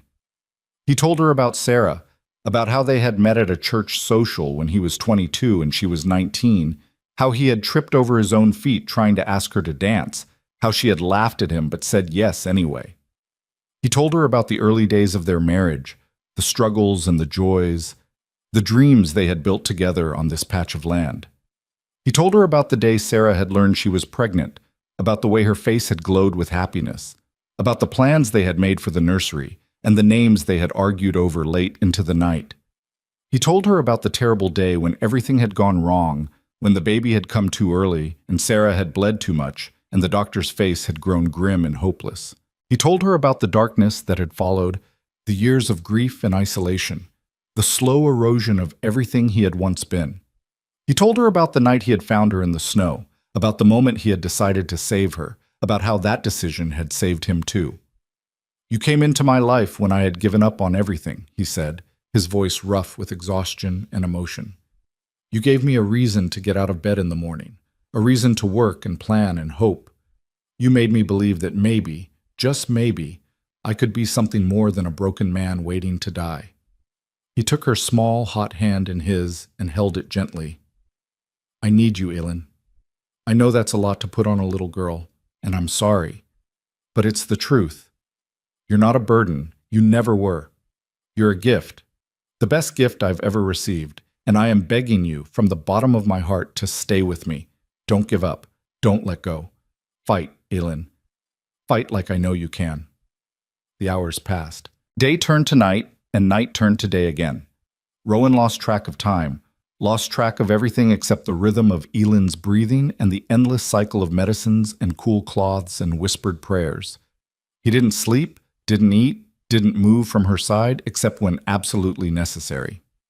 Somewhere in the middle of the second night, when his body was screaming for rest and his mind was fogged with exhaustion, Elin began to speak. Her words were fragmented, disconnected, pieces of memory rising to the surface of her fever dreams like debris from a shipwreck. She talked about her mother, her father, the farm where she had grown up. She talked about the walk through the forest, the cold, the terrible moment when she had realized she was alone. And then, in a voice that was barely more than a whisper, she said something that broke Rowan's heart. They left me because I wasn't good enough. I wasn't pretty enough, or smart enough, or quiet enough. I ate too much and cried too much and needed too much. I was too much, and so they left me. Rowan's hands clenched into fists at his sides. That's not true. They said so. They said I was a burden. They said something had to give, and I was the something. They were wrong. Rowan leaned closer, his voice fierce with conviction. They were wrong, Elin. What they did to you, it wasn't about you. It was about them, their weakness, their failure. You were just a child, an innocent child, and they made you pay for their own inadequacy. But if I had been better, no. He took her face in his hands gently, carefully, forcing her fever-glazed eyes to focus on his. No. There was nothing wrong with you, nothing. You were a child who deserved to be loved and protected, and they failed you. That failure is on them, not you. Do you understand? Her eyes were clearing now, the fever receding enough to let her see him, really see him. Rowan? I'm here. You came back. I told you I would. Tears spilled down her cheeks, cutting tracks through the fever flush. I thought maybe I was dreaming you. Maybe you were never real. Maybe I died in the snow and all of this was just what happens when you die. Rowan's heart shattered and reformed in the space of a single breath. I'm real, he said, his voice thick with emotion. This is real. And you didn't die in the snow, Elin. You survived. You fought, and you survived, and you found me, and we found each other, and I am never, ever going to leave you. Promise? I promise. Cross your heart. He made the gesture solemnly, drawing an X over his chest. Cross my heart. She was quiet for a moment, her eyes searching his face with an intensity that belied her 7 years. They're going to try to take me away, she said. The men who came. They want to put me somewhere else. Rowan had hoped she had forgotten about that, had hoped the fever had burned away the memory of the sheriff's visit. But Elin remembered. Of course she remembered. She remembered everything. They're going to try, he admitted, but I'm not going to let them. What if you can't stop them? Then I'll keep fighting until I can. What if they're stronger than you? Then I'll get stronger. What if... Her voice broke. What if they take me and I never see you again? Rowan pulled her into his arms, holding her close, feeling her small body tremble against his chest. Listen to me, he said, his voice low and fierce. I don't care what they try to do. I don't care what laws they cite, or what papers they wave, or what threats they make. You are my daughter, maybe not by blood, but by everything that matters, and I will move heaven and earth to keep you with me. He pulled back just enough to look her in the eyes. But I need you to do something for me, Elin. I need you to get better. I need you to fight this fever the way you fought everything else in your life, because I can't do this alone. I need you by my side, strong and healthy and ready to face whatever comes. Can you do that for me? She nodded slowly, her eyes still bright with tears but stronger now, more focused. I can do it. Good girl. He kissed her forehead. That's my brave girl. The fever broke that night, as suddenly as it had arrived. One moment Elin was burning with heat, the next she was drenched in sweat, her skin cool to the touch, her breathing deep and even. Rowan sat beside her, watching, hardly daring to believe, until at last he was certain. She was going to be all right. He wept then, silently, his shoulders shaking with relief and exhaustion and the accumulated terror of the past 2 days. He wept for Elin, for himself, for Sarah, and the child they had lost, for all the pain and fear and uncertainty that had marked his life since the day everything fell apart. But mixed with the grief was something else, something he hadn't felt in a very long time. Joy. Pure, uncomplicated joy at the simple fact that this child, this fierce and brave and beautiful child, was still alive. Still with him. still fighting. When his tears finally subsided, Rowan wiped his face with the back of his hand and looked down at Elin. She was sleeping peacefully now, her color returning to normal, her lips curved in a faint smile. Whatever dreams she was having, they seemed to be good ones. He leaned down and whispered in her ear, "I love you, Elin. I should have said it sooner, but I was scared. Scared that if I loved you, I would lose you, the way I lost everyone else. But I'm not scared anymore. Or maybe I am, but it doesn't matter, because loving you is worth the risk. You're worth everything." She stirred in her sleep and her hand found his, her small fingers curling around his rough, calloused palm.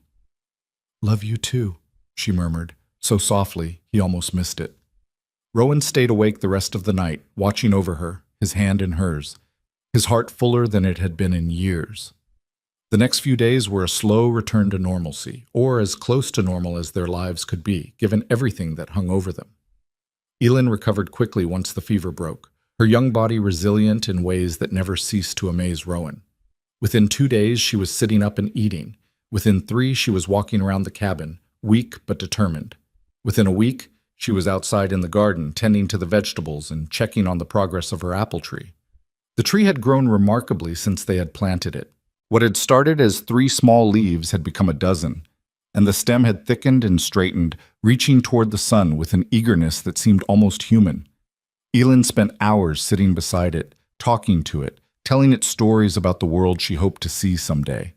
Rowan watched her from the cabin doorway, his heart swelling with an emotion he could only call pride. "She's a fighter," said a voice behind him. He turned to find Mrs. Chen standing in the yard, her ancient face creased in what might have been a smile. He hadn't heard her approach, hadn't even known she was coming, but somehow her presence didn't surprise him. "Mrs. Chen, I wasn't expecting you. I came to check on my patient." She walked past him into the cabin, her sharp eyes taking in everything, the neatly made bed, the fire crackling in the hearth, the lingering smell of the medicines she had provided. "And to collect my fee now that she is well." Rowan reached for his coin purse. "How much do I owe you?" Mrs. Chen held up a hand. "I do not want your money." "Then what?" "I want you to come to town." She turned to face him, her expression serious. "Tomorrow. There is a hearing scheduled at the courthouse. The Territorial Welfare Office has called it to determine the fate of your daughter." Rowan's blood ran cold. "Tomorrow? But we were supposed to have a week." "The timeline has changed. Someone pushed for an earlier date." Mrs. Chen's eyes narrowed. "Someone who does not want you to have time to prepare." "Finch." The name came out like a curse. "That bureaucrat from Cheyenne." "Perhaps. The reason does not matter. What matters is that you are there, ready to fight for your child." Rowan looked out the window at Elin, still sitting beside her apple tree, her blonde hair catching the afternoon sun. "I'll be there," he said. "We'll both be there." Mrs. Chen nodded, satisfied. "Good. And Rowan?" "Yes?" Do not underestimate the power of truth. These officials, they deal in papers and regulations and precedents. But underneath all that, they are human beings with hearts that can be moved. When you speak tomorrow, speak from your heart. Tell them your truth. It may not be enough, but it is the only weapon you have. She left as quietly as she had come, disappearing into the trees with a speed that seemed impossible for someone her age. Rowan stood in the doorway for a long time after she was gone, thinking about her words, thinking about tomorrow, thinking about the battle that lay ahead. He had fought for Elin before, fought the cold, fought the sickness, fought his own despair. But this was different. This was a battle he wasn't sure he knew how to win. That night, after Elin was asleep, Rowan sat at the table and tried to write down what he wanted to say at the hearing. He had never been good with words, had always been more comfortable with actions, with the silent language of hard work and quiet devotion. But he knew that words would be his only weapon tomorrow. The paper remained blank. Every time he tried to write something, it came out wrong, too formal, too desperate, too much like begging. He crumpled sheet after sheet and threw them into the fire, watching them curl and blacken and turn to ash.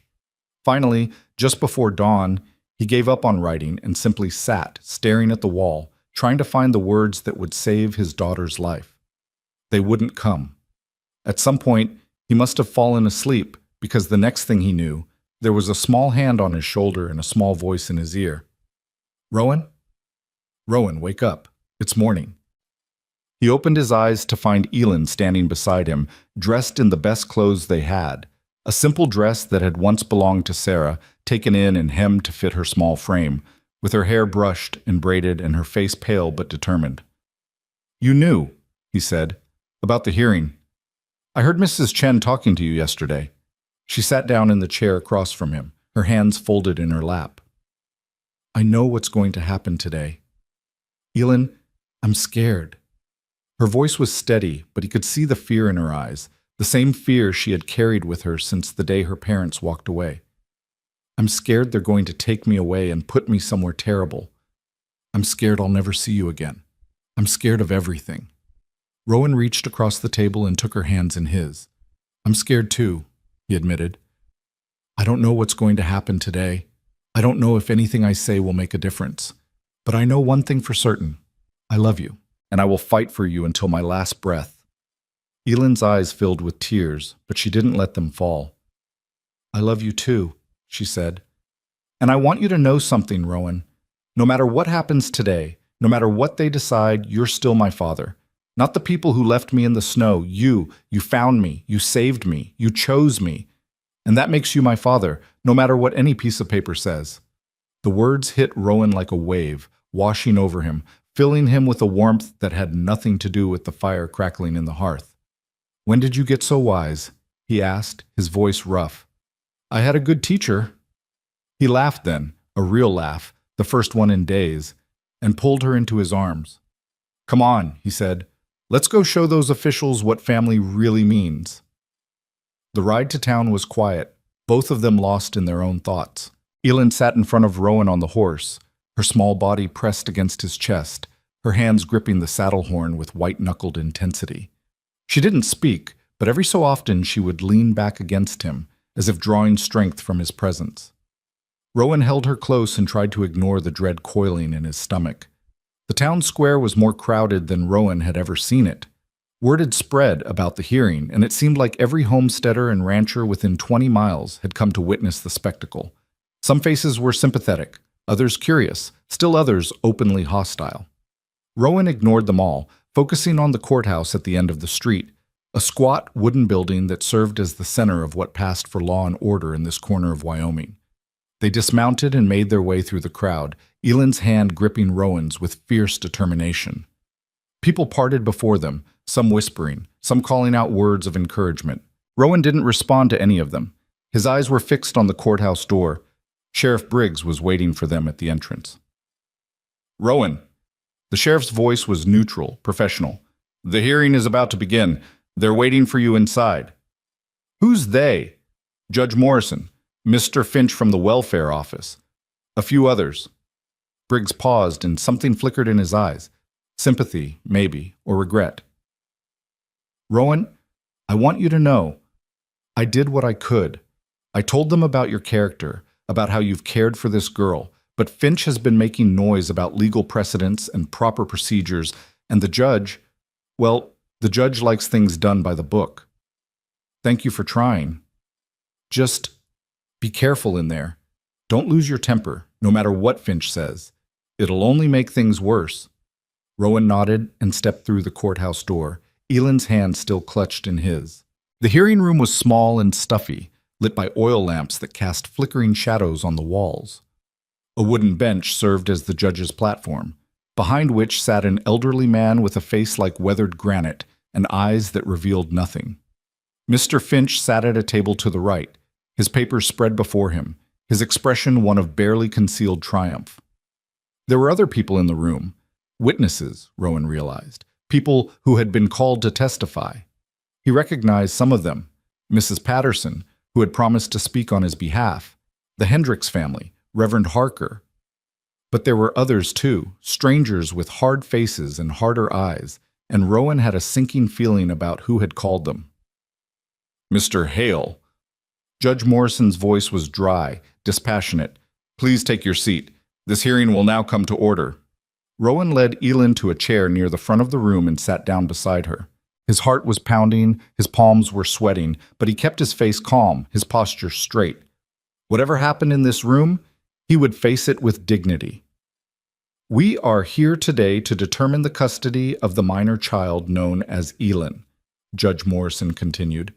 Mr. Finch, as the representative of the Territorial Welfare Office, you may proceed with your case. Finch rose, smoothing his coat with an air of self-satisfaction that made Rowan want to punch him. Thank you, Your Honor. The facts of this case are simple. A child of unknown parentage was discovered in the wilderness by Mr. Rowan Hale and has been living with him for the past several months without any legal documentation of guardianship. Under territorial law, objection. The word came from Reverend Harker, who had risen to his feet with fire in his eyes. This is not a trial, Reverend, Judge Morrison said mildly. There are no objections. Then let me rephrase. Mr. Finch's characterization of the facts is incomplete and misleading. The child was not simply discovered. She was rescued from certain death by Mr. Hale, who has since provided her with a loving home, adequate care, and the kind of stability she never received from her birth parents. Birth parents who, I might add, are not present to offer their side of the story, Finch interjected. Birth parents who abandoned their own child in the forest to die, Harker shot back. Birth parents who are, by any reasonable measure, unfit to have any say in her future. The room erupted in murmurs. Judge Morrison banged his gavel, calling for order. Enough, both of you sit down. He fixed his granite gaze on Finch. Mr. Finch, continue, but stick to the facts. Finch cleared his throat, clearly annoyed by the interruption. As I was saying, under territorial law, a child without legal guardianship must be placed in the care of the proper authorities until her situation can be resolved. Mr. Hale has no legal claim to this child, no documentation of adoption or guardianship, no, I have love. The words were spoken quietly, but they cut through Finch's monologue like a knife. Rowan had risen to his feet, his hands clenched at his sides, his eyes locked on the judge. I have love, he repeated. I don't have papers or documentation or whatever else Mr. Finch thinks I need, but I have something that no piece of paper can give. I love that child. I would die for her. I would kill for her. I have fought for her every single day since I found her half frozen in the snow, and I will continue fighting for her until my last breath. The room had gone silent. Even Finch seemed momentarily at a loss for words. Judge Morrison leaned forward, his expression unreadable. Mr. Hale, this court operates on laws and precedents, not emotions. Then your laws are wrong. Rowan's voice was steady, but there was fire beneath it. Your laws would take a child who has finally found safety and security and throw her into an orphanage where she'll be just another number, just another burden to be dealt with. Your laws would punish a child for the crime of being abandoned by the people who were supposed to protect her. Mr. Hale, I'm not finished. He took a step forward, his voice rising. You want to know about legal claims? Here's my claim. I saved her life. I fed her when she was starving. I warmed her when she was freezing. I sat by her bed for 2 days straight when she was burning with fever, and I fought with everything I had to bring her back. I have earned the right to be her father, Your Honor. I have earned it with sweat and tears and sleepless nights, and a love so deep it terrifies me. He turned to look at Elin, who was watching him with eyes full of wonder and hope, and something that looked very much like pride. That child is my daughter. Not because of blood, not because of papers, but because we chose each other. We saved each other. And if your laws can't recognize that, then your laws don't deserve to be followed. The silence that followed was absolute. No one moved. No one spoke. Then, slowly, Elin rose from her chair and walked to stand beside Rowan. She took his hand, her small fingers intertwining with his, and turned to face the judge. He's telling the truth, she said, her voice clear and steady despite the tears streaming down her face. My birth parents left me in the forest to die because they didn't want me anymore. But Rowan found me. He saved me. He never once made me feel like I was a burden or a problem. He made me feel like I was worth something. She squeezed Rowan's hand tighter. He's my father, the only real father I've ever had, and I don't care what any of you say or what your laws say or what Mr. Finch says. I'm staying with him. And if you try to take me away, I'll run away and come right back. I'll keep coming back, again and again, because this is where I belong. This is my home." The words hung in the air, powerful and defiant and heartbreakingly young. Judge Morrison stared at them for a long moment, his granite face revealing nothing. Then, slowly, something shifted in his eyes. A softening, a recognition, a glimpse of the human being beneath the judicial exterior.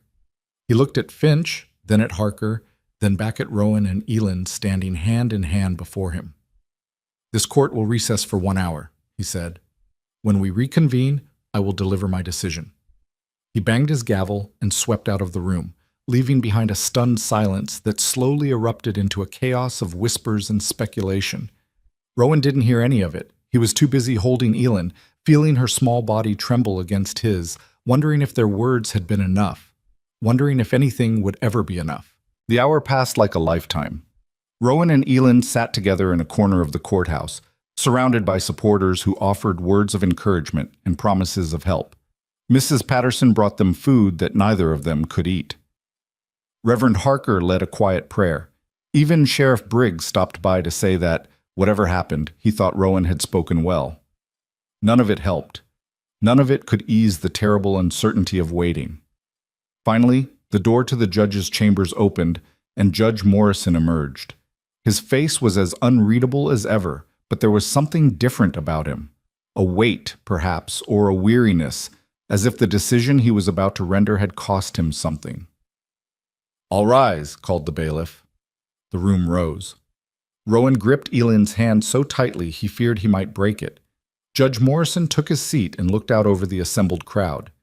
His gaze lingered on Rowan and Elin for a long moment before he spoke. "I have spent the past hour reviewing the law, the precedents, and the arguments presented by both sides. I have also spent that time thinking about what justice truly means. Not just the letter of the law, but its spirit." He paused, and the room seemed to hold its breath. "The law says that a child without legal guardianship must be placed in the care of the proper authorities. The law says that blood relationships take precedence over all others. The law says many things that are designed to protect children from harm and exploitation." Finch was smiling.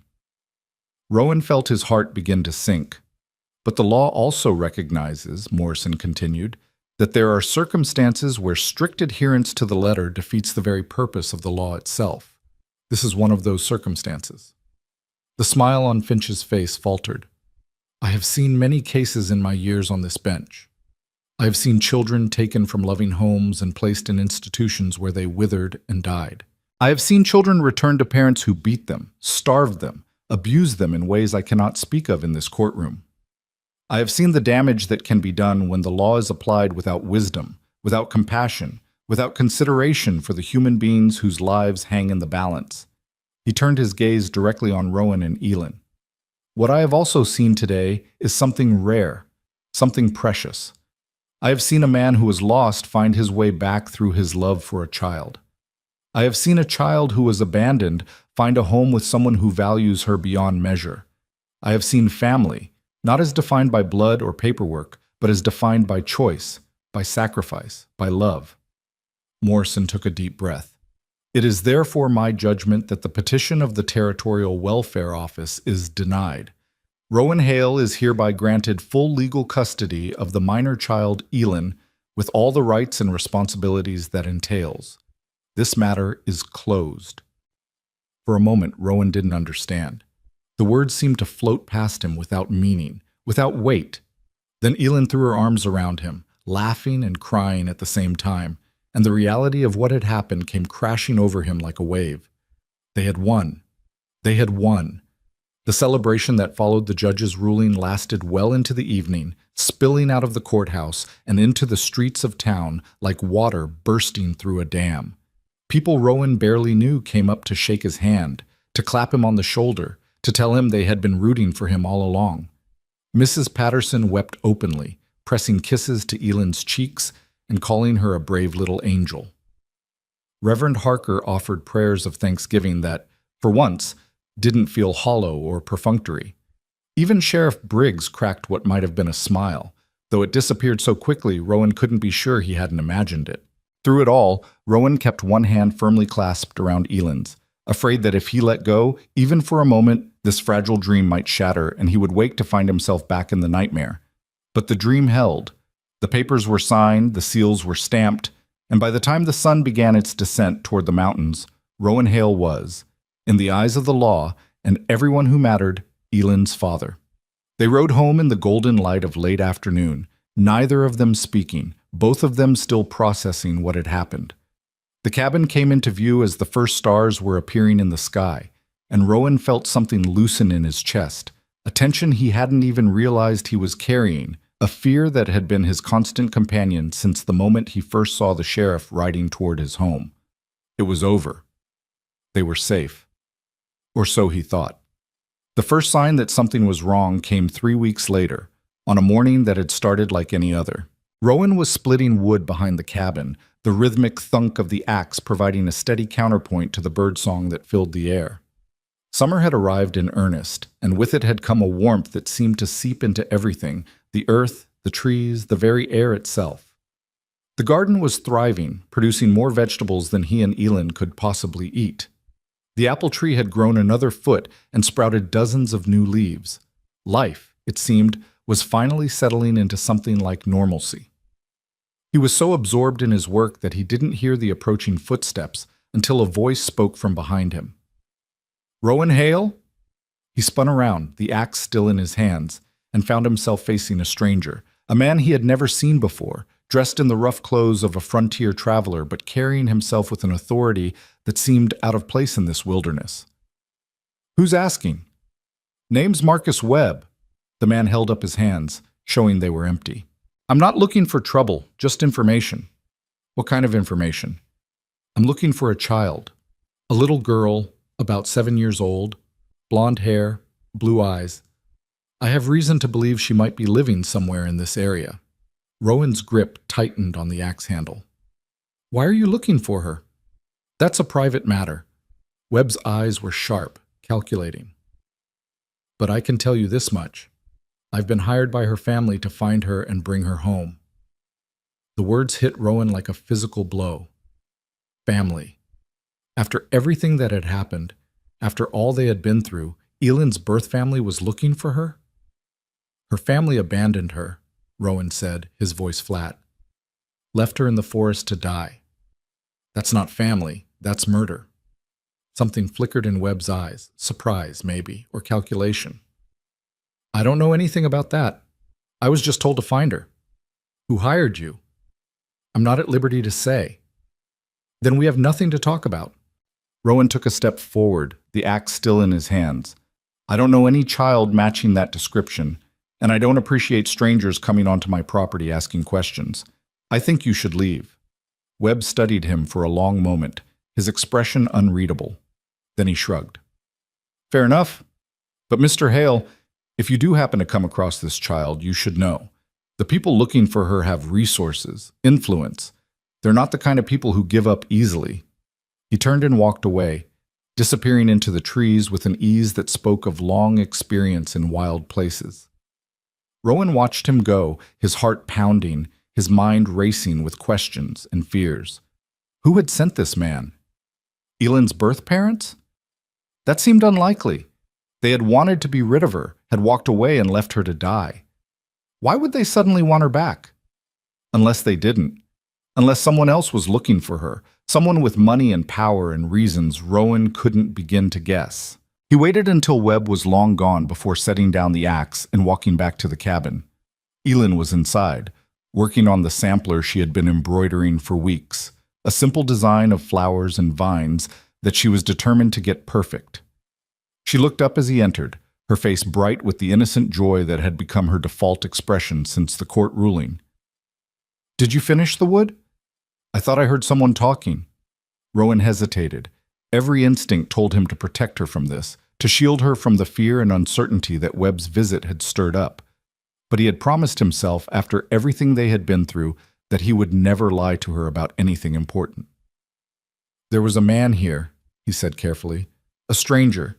He was looking for a little girl." Elend's face went pale. The sampler slipped from her fingers, falling forgotten to the floor. "Looking for me?" "He didn't say it was you specifically, but Rowan crossed the room and knelt beside her chair, taking her hands in his. Elin, I need you to tell me something. Before your parents left you in the forest, did anything else happen? Anything unusual? She was quiet for a long moment, her eyes distant, her mind clearly traveling back to a place she had tried hard to forget. There were people who came to the farm, she said finally. A few weeks before they left me. Men in nice clothes, riding nice horses. They talked to my father for a long time, and after they left, he was different, scared almost, and angry. He and Mama fought about something, but they wouldn't tell me what. Do you know who the men were? She shook her head. I asked, but Papa just told me to mind my own business. And then, she swallowed hard. And then a few weeks later, they took me into the forest and walked away. Rowan's mind was racing, trying to piece together a puzzle with most of the pieces missing. Who were these men? What had they wanted? And why, after all this time, was someone still looking for Elin? Listen to me, he said, his voice firm but gentle. Whatever is going on, whatever this man wants, I'm not going to let anyone take you away. You're my daughter now, legally and officially, and no one can change that. But what if they try?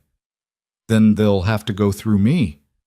The words were spoken with absolute conviction, and Elin seemed to draw strength from them. She nodded slowly, some of the fear leaving her eyes. Okay, she said. Okay. I trust you. Good. Rowan kissed her forehead and stood up.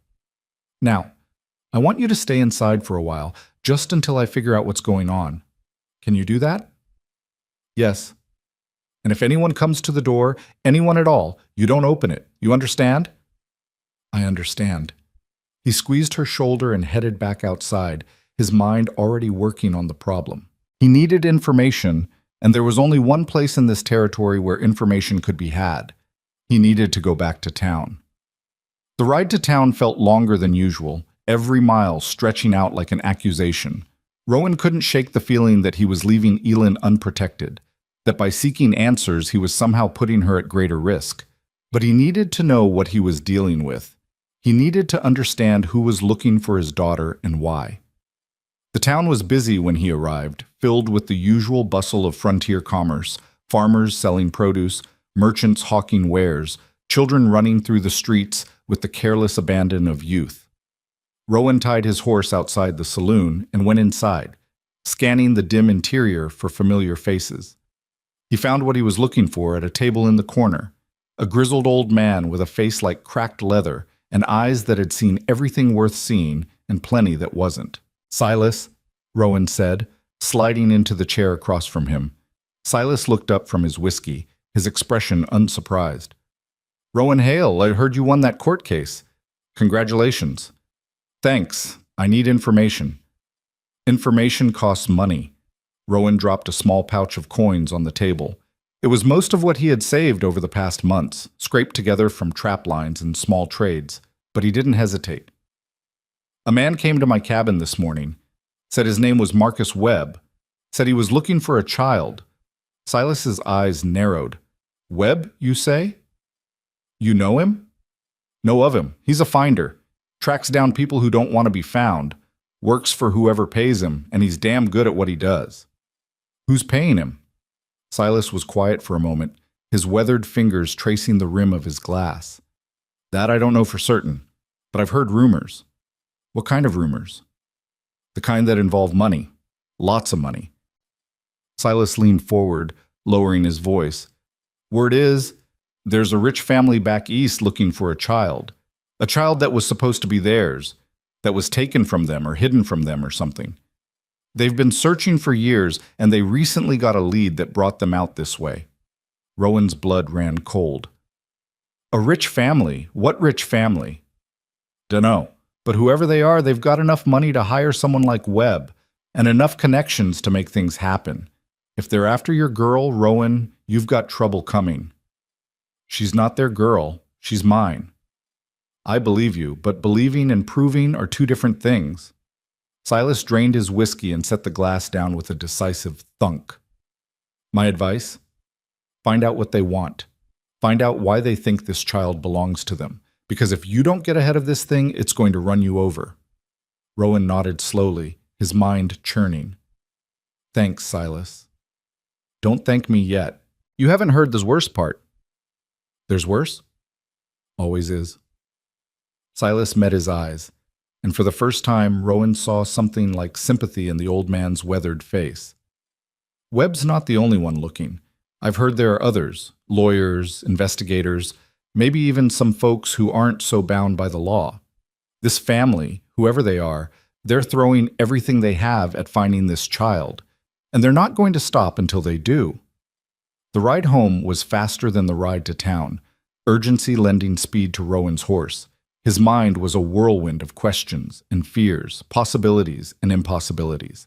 A rich family looking for a child, men in nice clothes visiting Elyn's parents before they abandoned her, a finder named Marcus Webb who wouldn't give up easily. What did it all mean?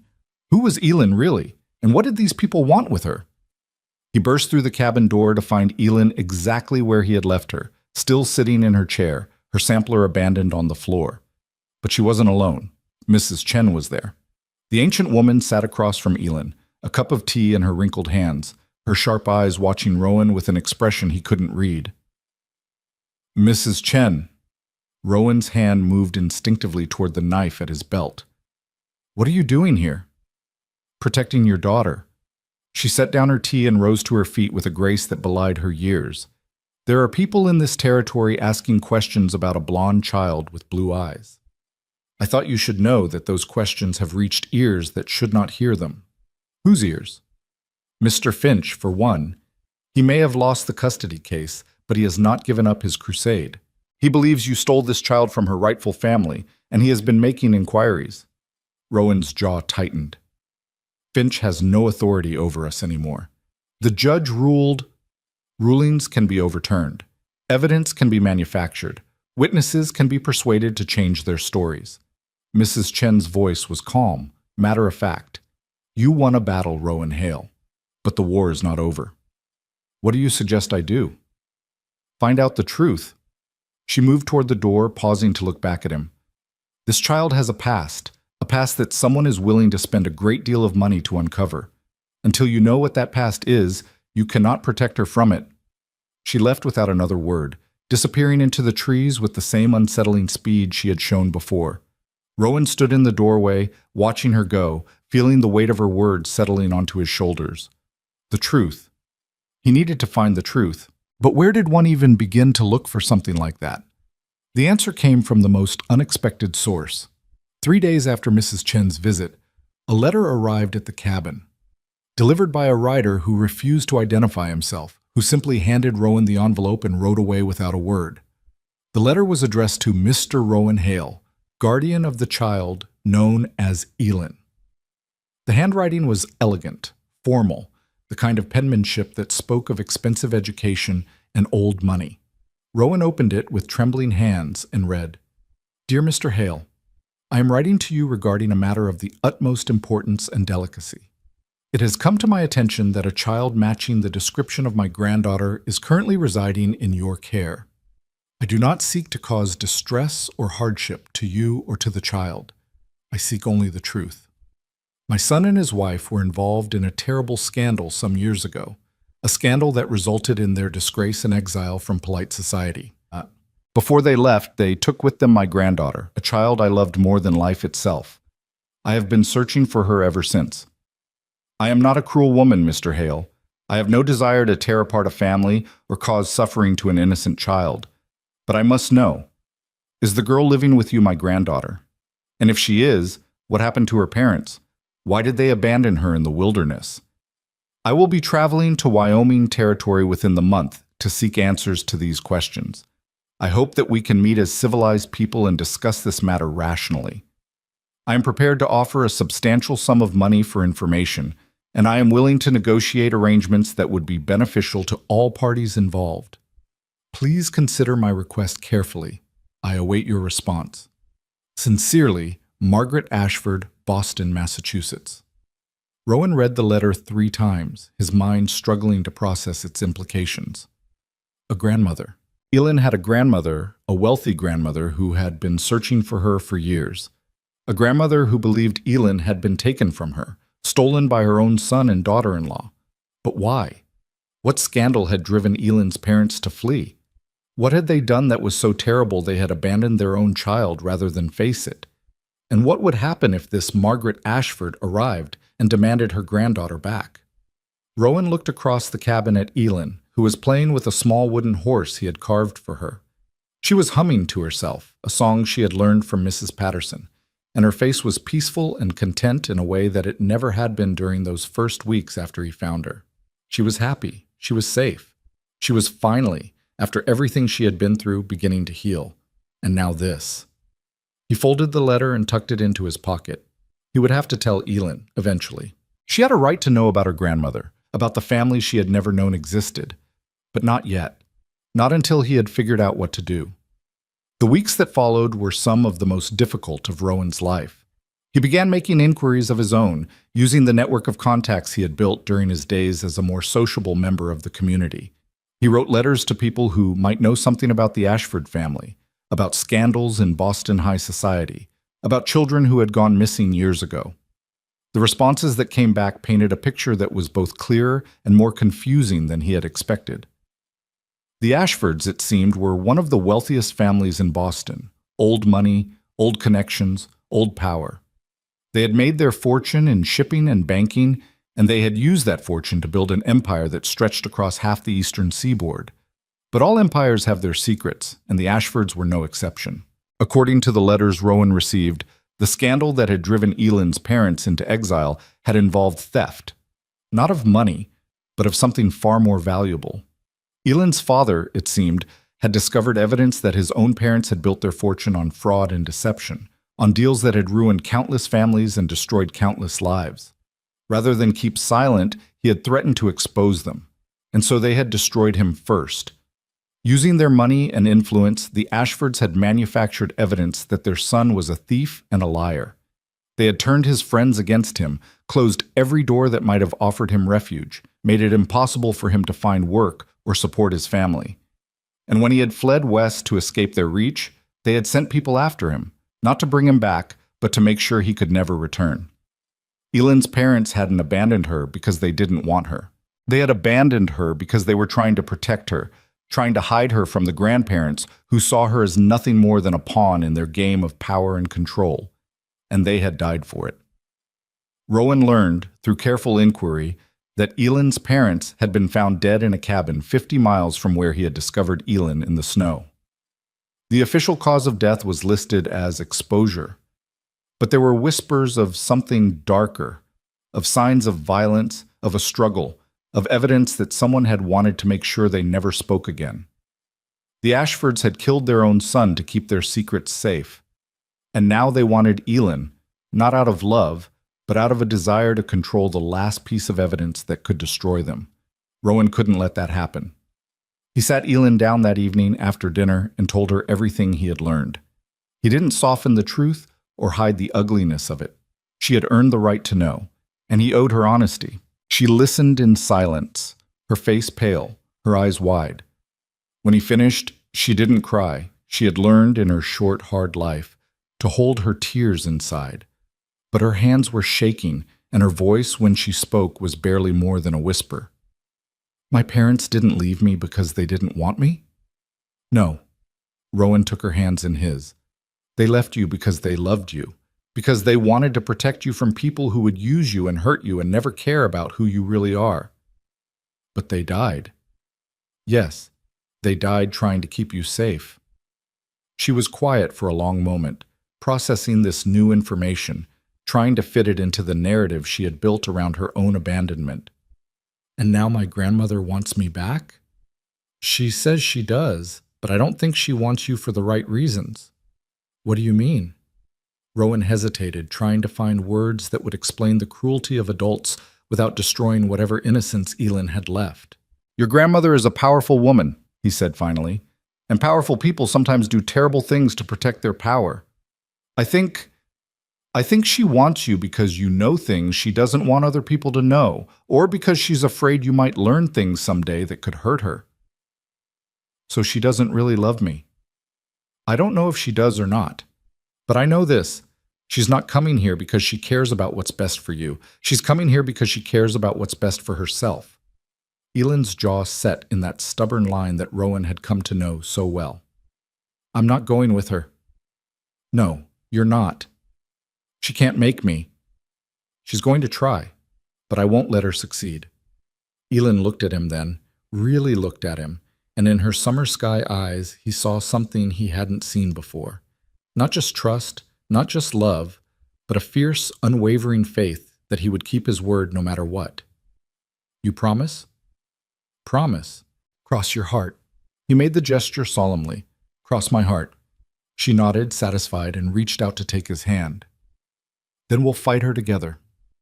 Margaret Ashford arrived in Wyoming Territory on a morning in late August, with a retinue of servants, lawyers, and hired men that seemed more suited to a military campaign than a family visit. Word of her arrival spread through the territory like wildfire. A wealthy woman from Boston, come to claim a child that a local man had been raising as his own. The gossips had a field day, spinning wild theories about kidnapping and hidden fortunes and star-crossed lovers.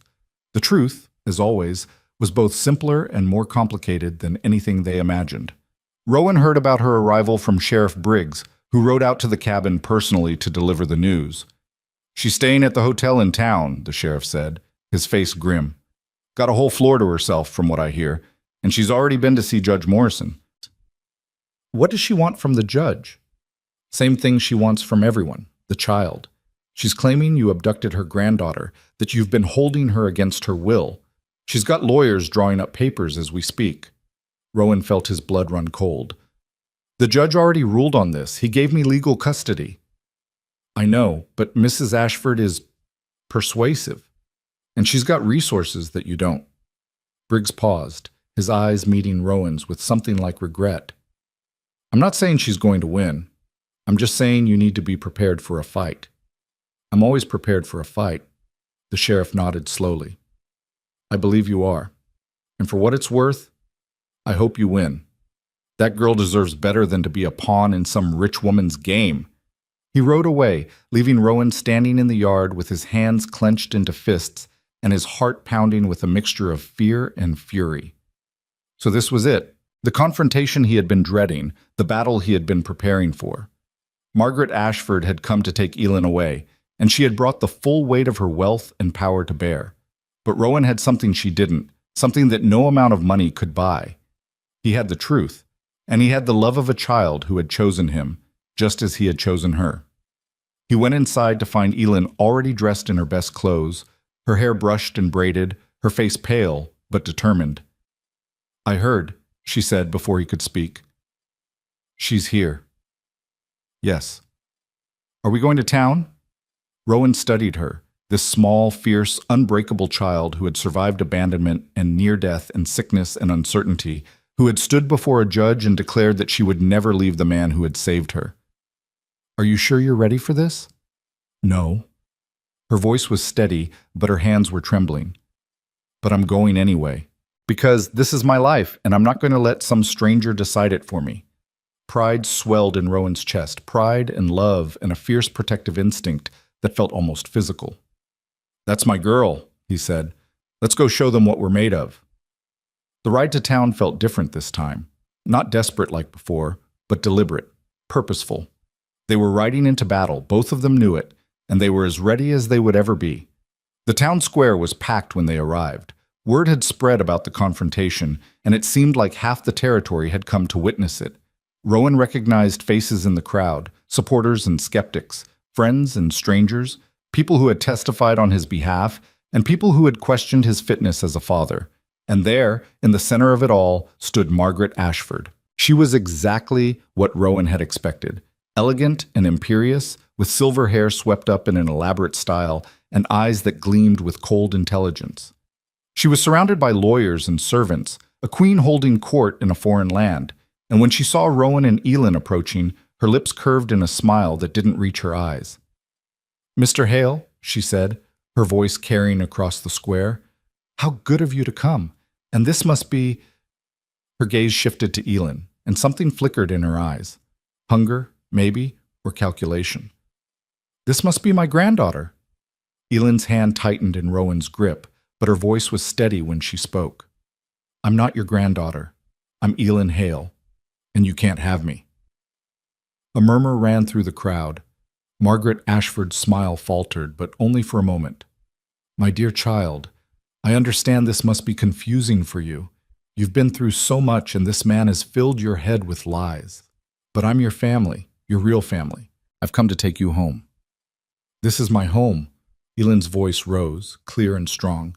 "And Rowan is my real family. He found me. He saved me.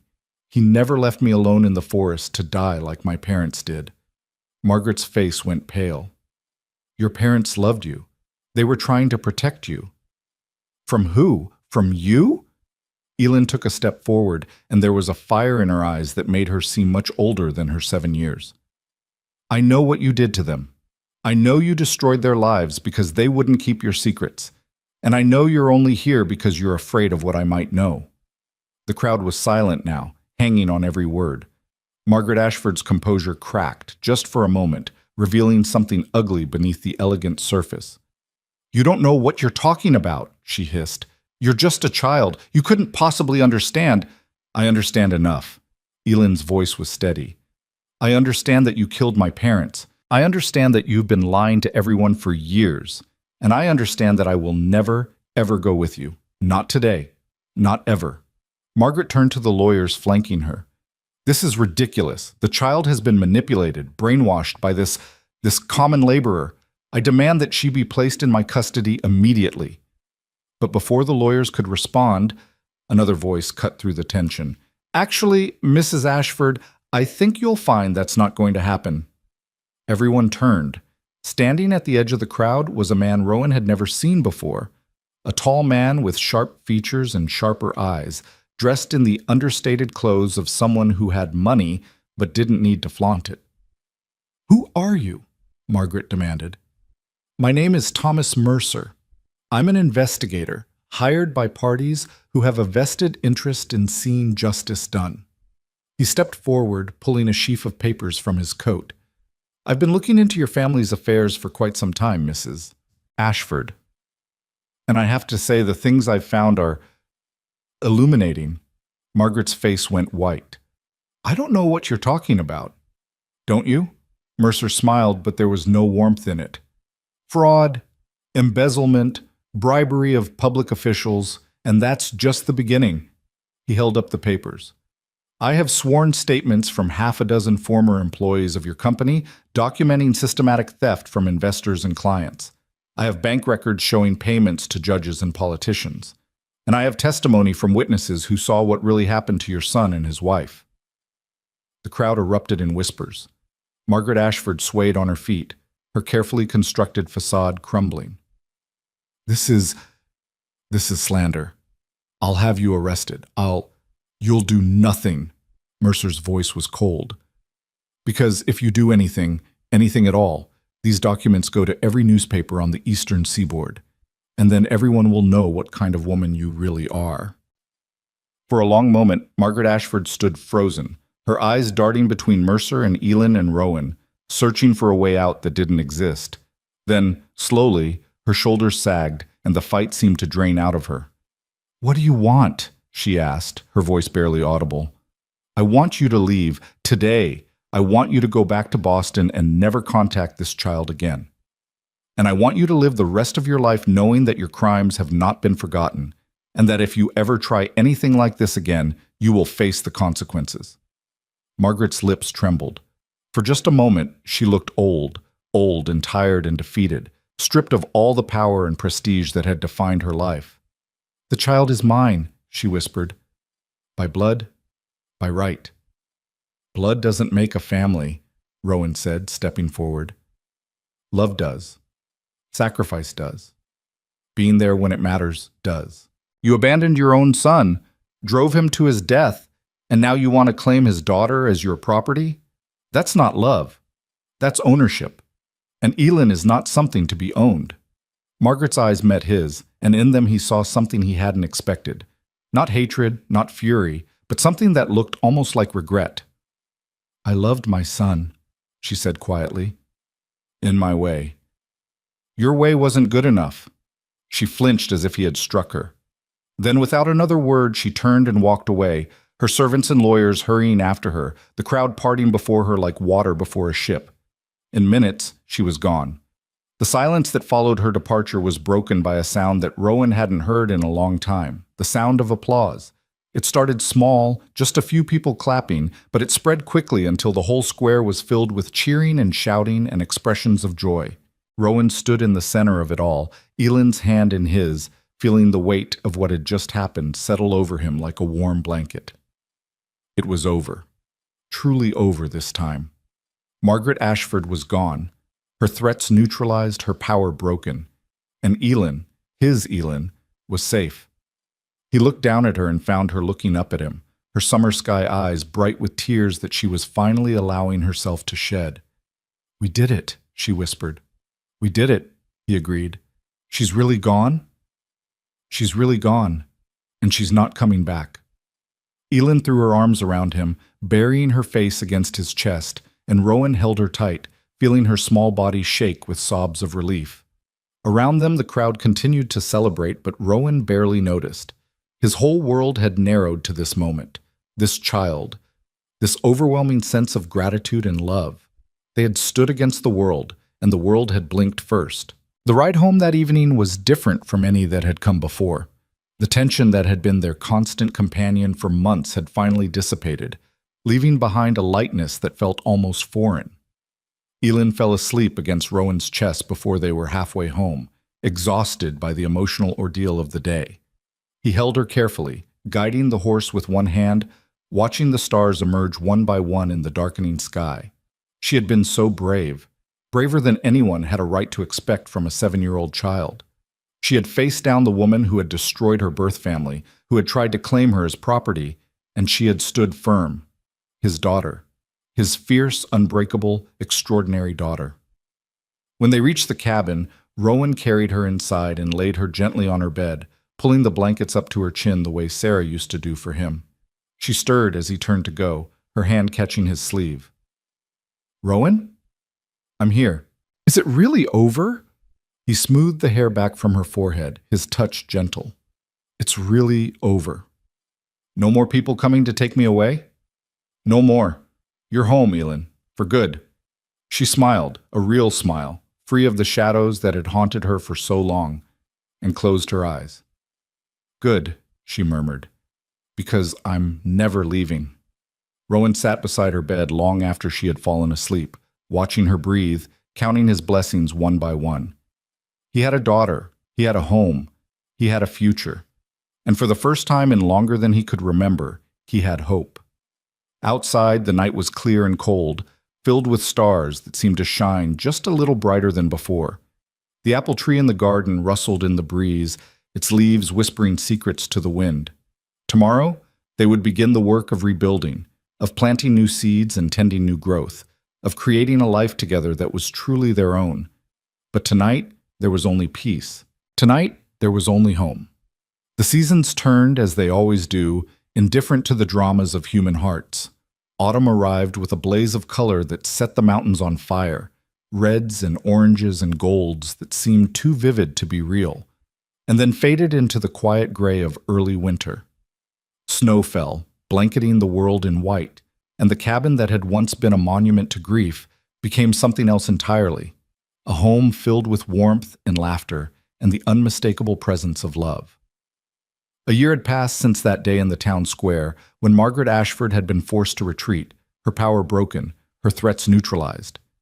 In that time, Rowan and Elin had settled into a rhythm of life that felt as natural as breathing. They worked the land together, tending the garden in summer and checking the trap lines in winter. They read books by firelight on long, dark evenings, Elin's reading improving week by week until she could tackle chapters on her own.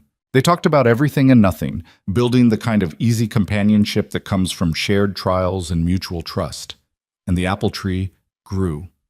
What had started as a single bruised fruit planted in hope had become a young tree, its trunk sturdy, its branches reaching toward the sky with the same stubborn determination that had kept Elin alive through that terrible winter night. It had survived its first frost, its first summer drought, its first assault by hungry deer who had been deterred only by the fence Rowan built around it. Now, as the second winter of their time together approached, it stood bare but strong, waiting for spring to bring it back to life. Elin visited it every day, no matter the weather. She would stand before it, sometimes talking, sometimes just watching, as if the tree held secrets that only she could hear. Rowan never asked her what she said during those moments. Some things were private, even between a father and daughter. It was during one of these visits, on a morning in late November when the first true snowfall of the season was dusting the ground, that Elin asked the question Rowan had been waiting for. "Do you think they would have liked me?" He was chopping wood nearby, the rhythmic thunk of the axe providing a steady counterpoint to her words. He paused, the axe suspended in mid-swing, and turned to look at her. "Who?" "My real parents." She was staring at the tree, her back to him, her voice carefully neutral. "The ones who died. Do you think they would have liked who I've become?" Rowan set down the axe and walked over to stand beside her. The tree's bare branches cast skeletal shadows on the snow, and Elin's breath formed small white clouds in the cold air. "I think they would have been proud of you," he said carefully. "From what we learned about them, they loved you very much. They sacrificed everything to keep you safe. But they left me alone in the forest. They walked away and didn't come back. Because they were trying to protect you from something worse. From people who would have used you, hurt you, turned you into a weapon in their war." He put his hand on her shoulder. "They made an impossible choice, Elin, and it cost them their lives, but everything they did for you." She was quiet for a long moment, her eyes fixed on the tree. "I used to hate them," she said finally. "After you found me, after I started to feel safe, I would lie awake at night and hate them for leaving me. I thought they were monsters. I thought they must have been the cruelest people in the world to abandon their own child. And now? Now I just feel sad." She turned to look at him, and her eyes were bright with unshed tears. "Sad for them, sad for what they went through, sad that I'll never get to know them. They're not monsters, they were just people. People who loved me and made terrible mistakes and paid for them with their lives." Rowan pulled her into his arms, holding her close. "That's called growing up," he said softly. "Learning that the world isn't divided into heroes and villains. Learning that people can love you and hurt you at the same time. It's a hard lesson, but it's an important one." "Is that what happened with you and Sarah?" The question caught him off guard. They rarely talked about Sarah anymore. Not because Rowan had forgotten her, but because her memory had become something private, something he kept in a quiet corner of his heart rather than wearing on his sleeve. "What do you mean?" "You loved her. And losing her hurt you, but that doesn't make her a villain, does it? She didn't choose to die."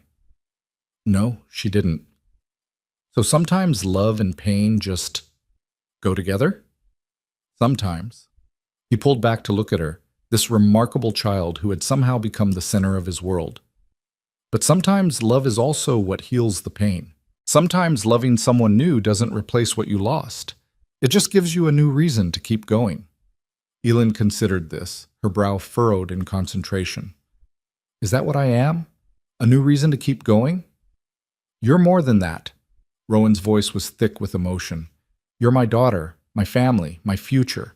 You're the best thing that ever happened to me since Sarah, and I will spend the rest of my life being grateful that I found you in that snow." She smiled then, a real smile, bright and warm and free of shadows. "I'm grateful too," she said. "Grateful that you found me. Grateful that you kept me.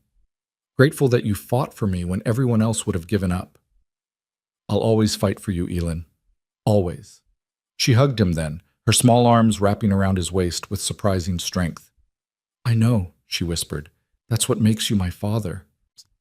They stood there together in the falling snow, the apple tree watching over them like a silent guardian, until the cold finally drove them back inside to the warmth of the fire.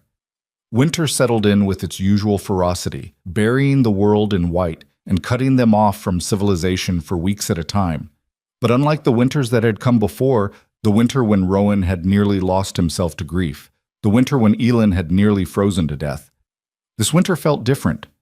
It felt like a pause rather than a prison, a time to rest and reflect rather than to struggle and survive. They had enough food stored to last until spring, vegetables from the garden, meat from the trap lines, flour and salt and coffee traded for furs in the fall. They had enough wood to keep the fire burning around the clock. They had books to read, games to play, stories to tell. And most importantly, they had each other.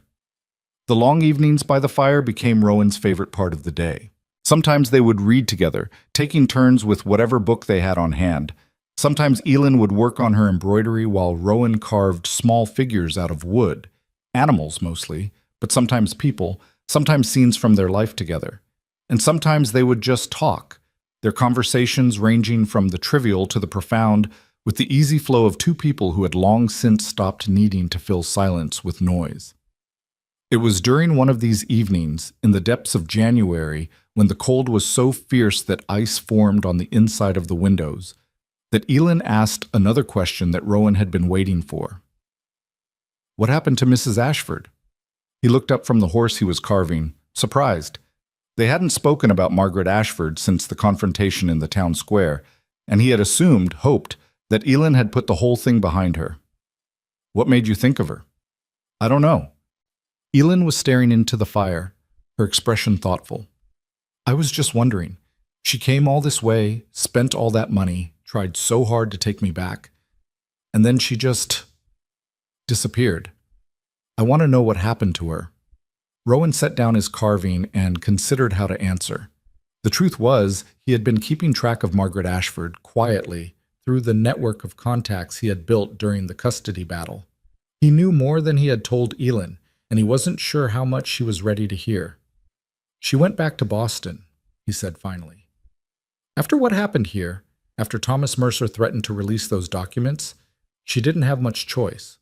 Her lawyers negotiated a deal. She would leave you alone, and in return, Mercer would keep the evidence out of the newspapers. So she got away with it? With everything she did? Not exactly. Rowan leaned forward, his elbows on his knees. The thing about secrets is, they have a way of coming out eventually. Even if the newspapers didn't publish Mercer's documents, people talked. Rumors spread. Within a few months, the Ashford family's reputation was in ruins.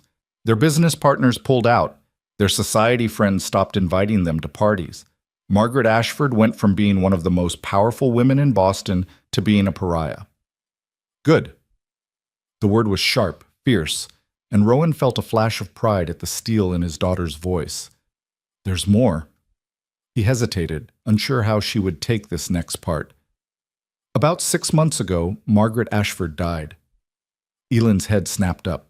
Died? Her heart, from what I heard. She was alone when it happened. No family, no friends, no one to mourn her. Just an old woman who had sacrificed everything for power and ended up with nothing. Elin was quiet for a long moment, processing this information. Rowan watched her face, trying to read her expression, but she had gotten better at hiding her emotions over the past year. A survival skill she had learned from him, he suspected. I don't know how to feel about that, she said finally. Part of me is glad she's dead. Part of me feels like she deserved worse after what she did to my parents. But another part of me just feels empty. Like it doesn't matter anymore, like she can't hurt anyone else, and that's enough. That's a very mature way to look at it. Is it? She turned to face him, and her eyes were bright with something he couldn't quite name. Sometimes I feel like I'm too young to have thoughts like this. Like I should be playing with dolls and making up stories instead of thinking about death and revenge and justice. Rowan's heart ached for her, for the childhood she had lost, for the burdens she had been forced to carry, for the way life had shaped her into something harder and sharper than any 8-year-old should be. You've been through more than most people experience in a lifetime, he said gently. It's not surprising that you think about things differently than other children. But that doesn't mean there's something wrong with you. It just means you've had to grow up faster than you should have. Do you think I'll ever get to be normal, like other kids? I think normal is overrated. He reached out and tucked a strand of hair behind her ear. And I think you're exactly who you're supposed to be. Smart, brave, kind, strong. That's worth more than normal any day. She smiled at that, a small smile but genuine. Thank you, Rowan. For what? For always knowing the right thing to say. I don't always know the right thing to say. Most of the time, I'm just making it up as I go along. Well, you're good at it. He laughed then, and she laughed with him, and the weight of their conversation lifted like fog burning off in the morning sun. Spring arrived early that year, as if the world itself was tired of waiting. The snow melted faster than Rowan had ever seen it melt, sending rivers of runoff cascading down the mountainsides and turning every creek and stream into a churning torrent.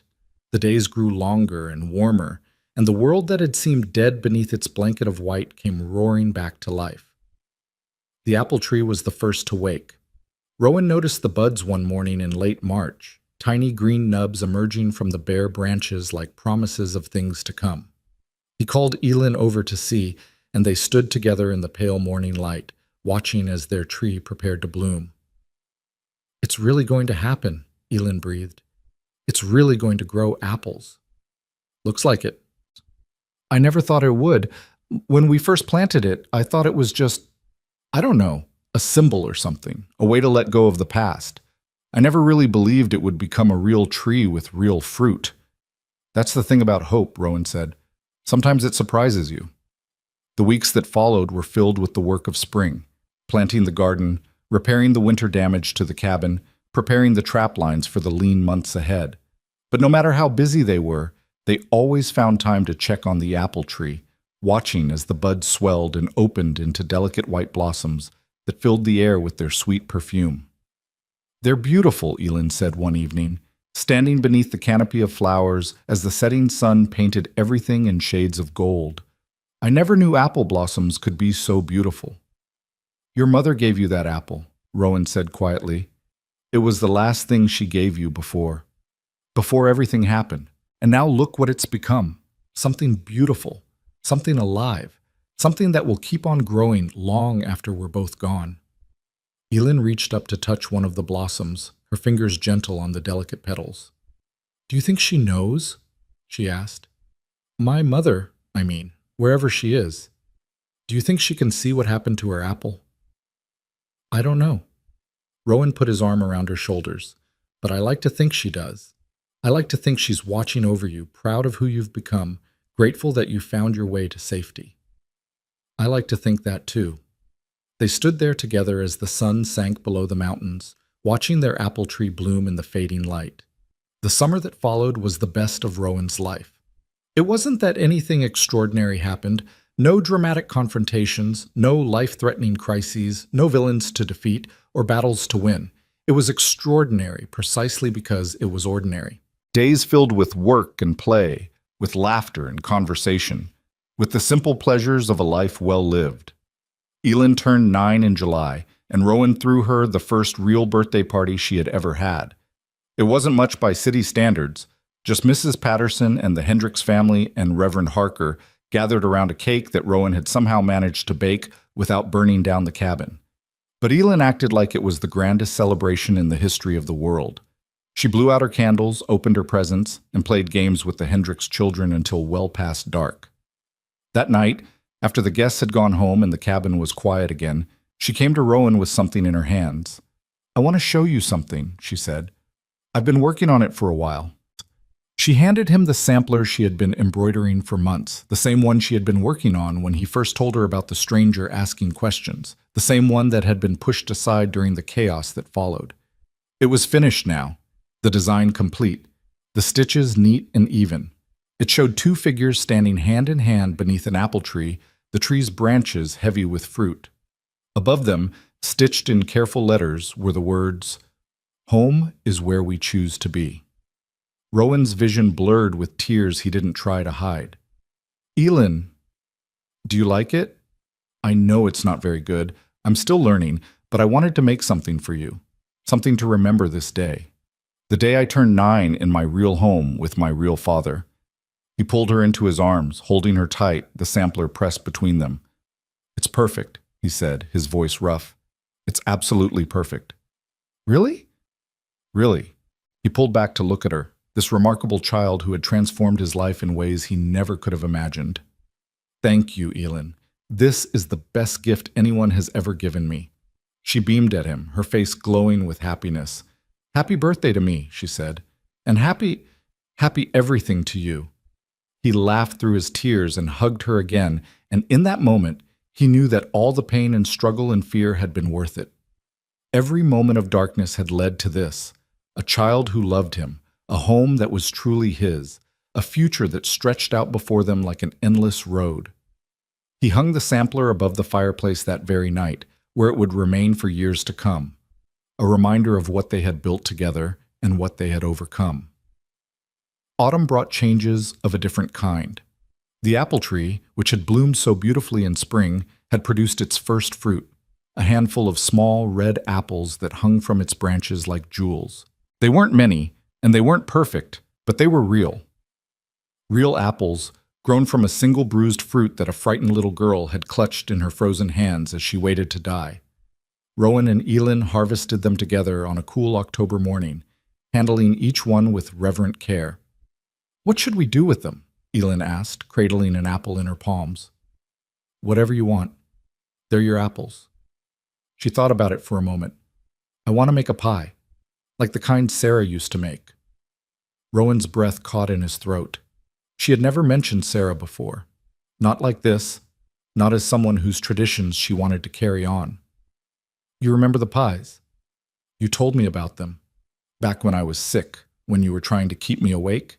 You told me about Sarah's apple pies, how she made them every autumn from the wild apples in the meadow." She looked up at him, her eyes earnest. "I thought maybe we could make one together, to honor her, and to celebrate us." Rowan had to swallow hard before he could speak. "I think that's a wonderful idea." They spent the rest of the day making the pie, or rather, attempting to make it, since neither of them really knew what they were doing. Rowan had watched Sarah make pies dozens of times, but watching and doing were two very different things. The crust came out lumpy and uneven. The filling was too sweet in some places and not sweet enough in others. The whole thing looked more like a science experiment than a dessert. But when they finally pulled it from the oven and cut into it, when the smell of warm apples and cinnamon filled the cabin and Elin took her first bite and pronounced it the best pie in the whole world, none of that mattered. "To Sarah," Rowan said, raising a forkful of pie and a toast, "who taught me that love is worth fighting for." "To Sarah," Elin echoed, "and to you, who showed me that family is a choice." They ate the whole pie that night, just the two of them, talking and laughing and remembering. And when it was gone, when the dish sat empty on the table and the fire had burned down to embers, Elin looked at Rowan with an expression he had never seen before. "I've been thinking," she said, "about what I want to be when I grow up." "And what's that?" "A mother." She said it simply, matter-of-factly. "I want to have children of my own someday. And I want to raise them the way you raised me, with love and patience and the knowledge that they're wanted, that they matter, that they'll never be abandoned." Rowan felt tears prick his eyes again. He seemed to cry a lot these days, something the old him would have been ashamed of, but the new him had learned to accept. "You'll be a wonderful mother," he said. "The best." "You think so?" "I know so.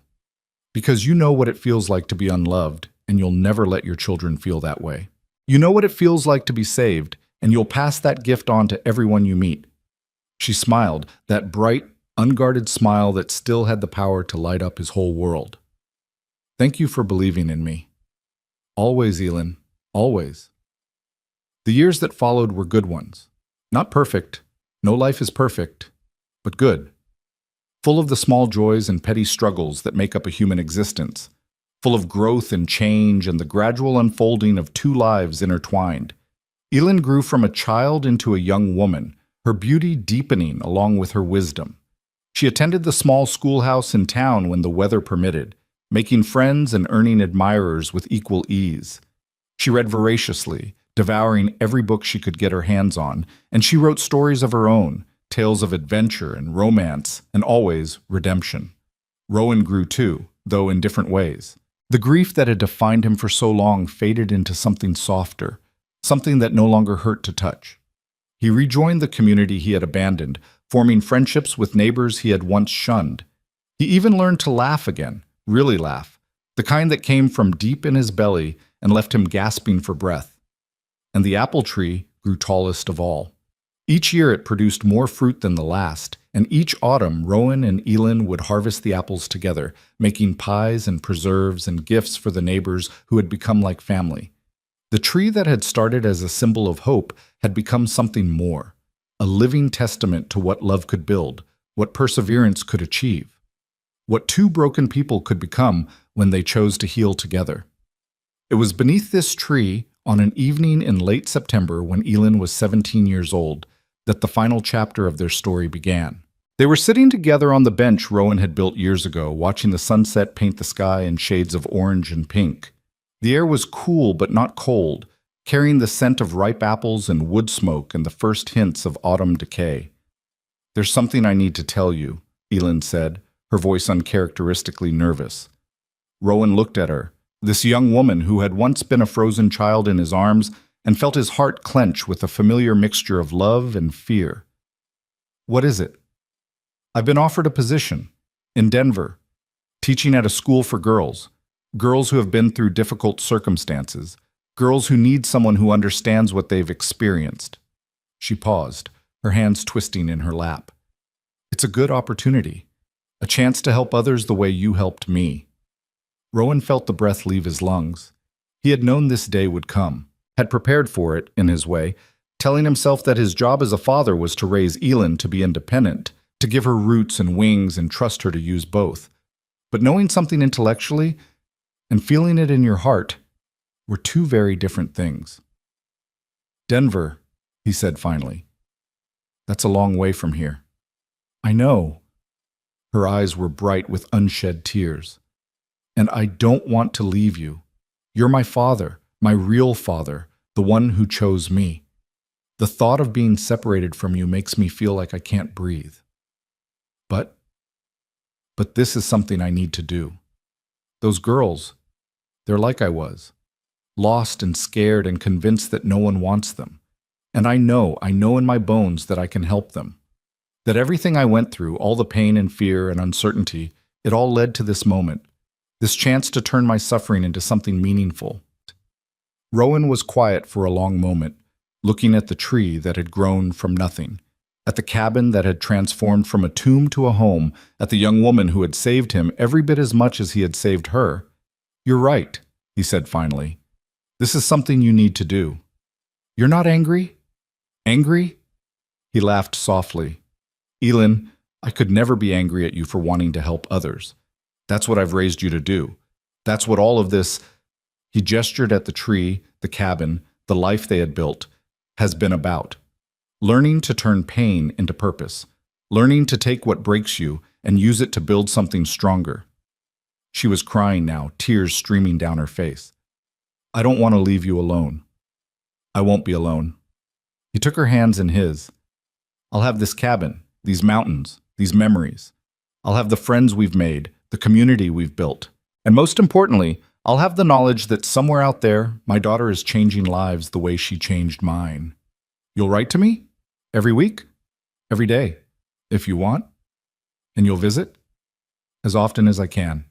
She threw her arms around him, holding him tight, and Rowan held her back, memorizing the feel of her, the smell of her, the sound of her heartbeat against his chest. "Thank you," she whispered. "Thank you for everything, for finding me, for keeping me, for making me who I am." "You made yourself who you are," he said. "I just gave you a safe place to do it." They stayed there beneath the apple tree until the stars came out, talking about the future, remembering the past, savoring these final moments before everything changed.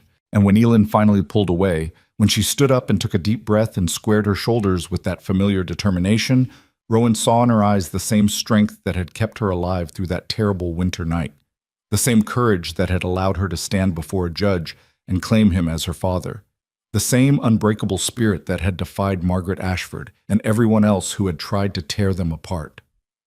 "I love you, Papa," she said, the first time she had ever called him that.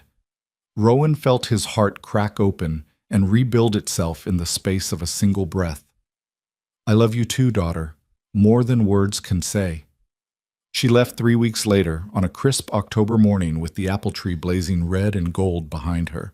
Rowan stood in the yard and watched her ride away, his hand raised in farewell, his heart full of pride and loss and hope. She turned back once just before she disappeared around the bend in the trail. She waved, that familiar bright smile on her face, and Rowan waved back. And then she was gone. He stood there for a long time after, looking at the empty trail, feeling the weight of her absence settle onto his shoulders. The cabin behind him was quiet, quieter than it had been in years, and the silence felt both peaceful and profound. But it wasn't a sad silence. Not anymore.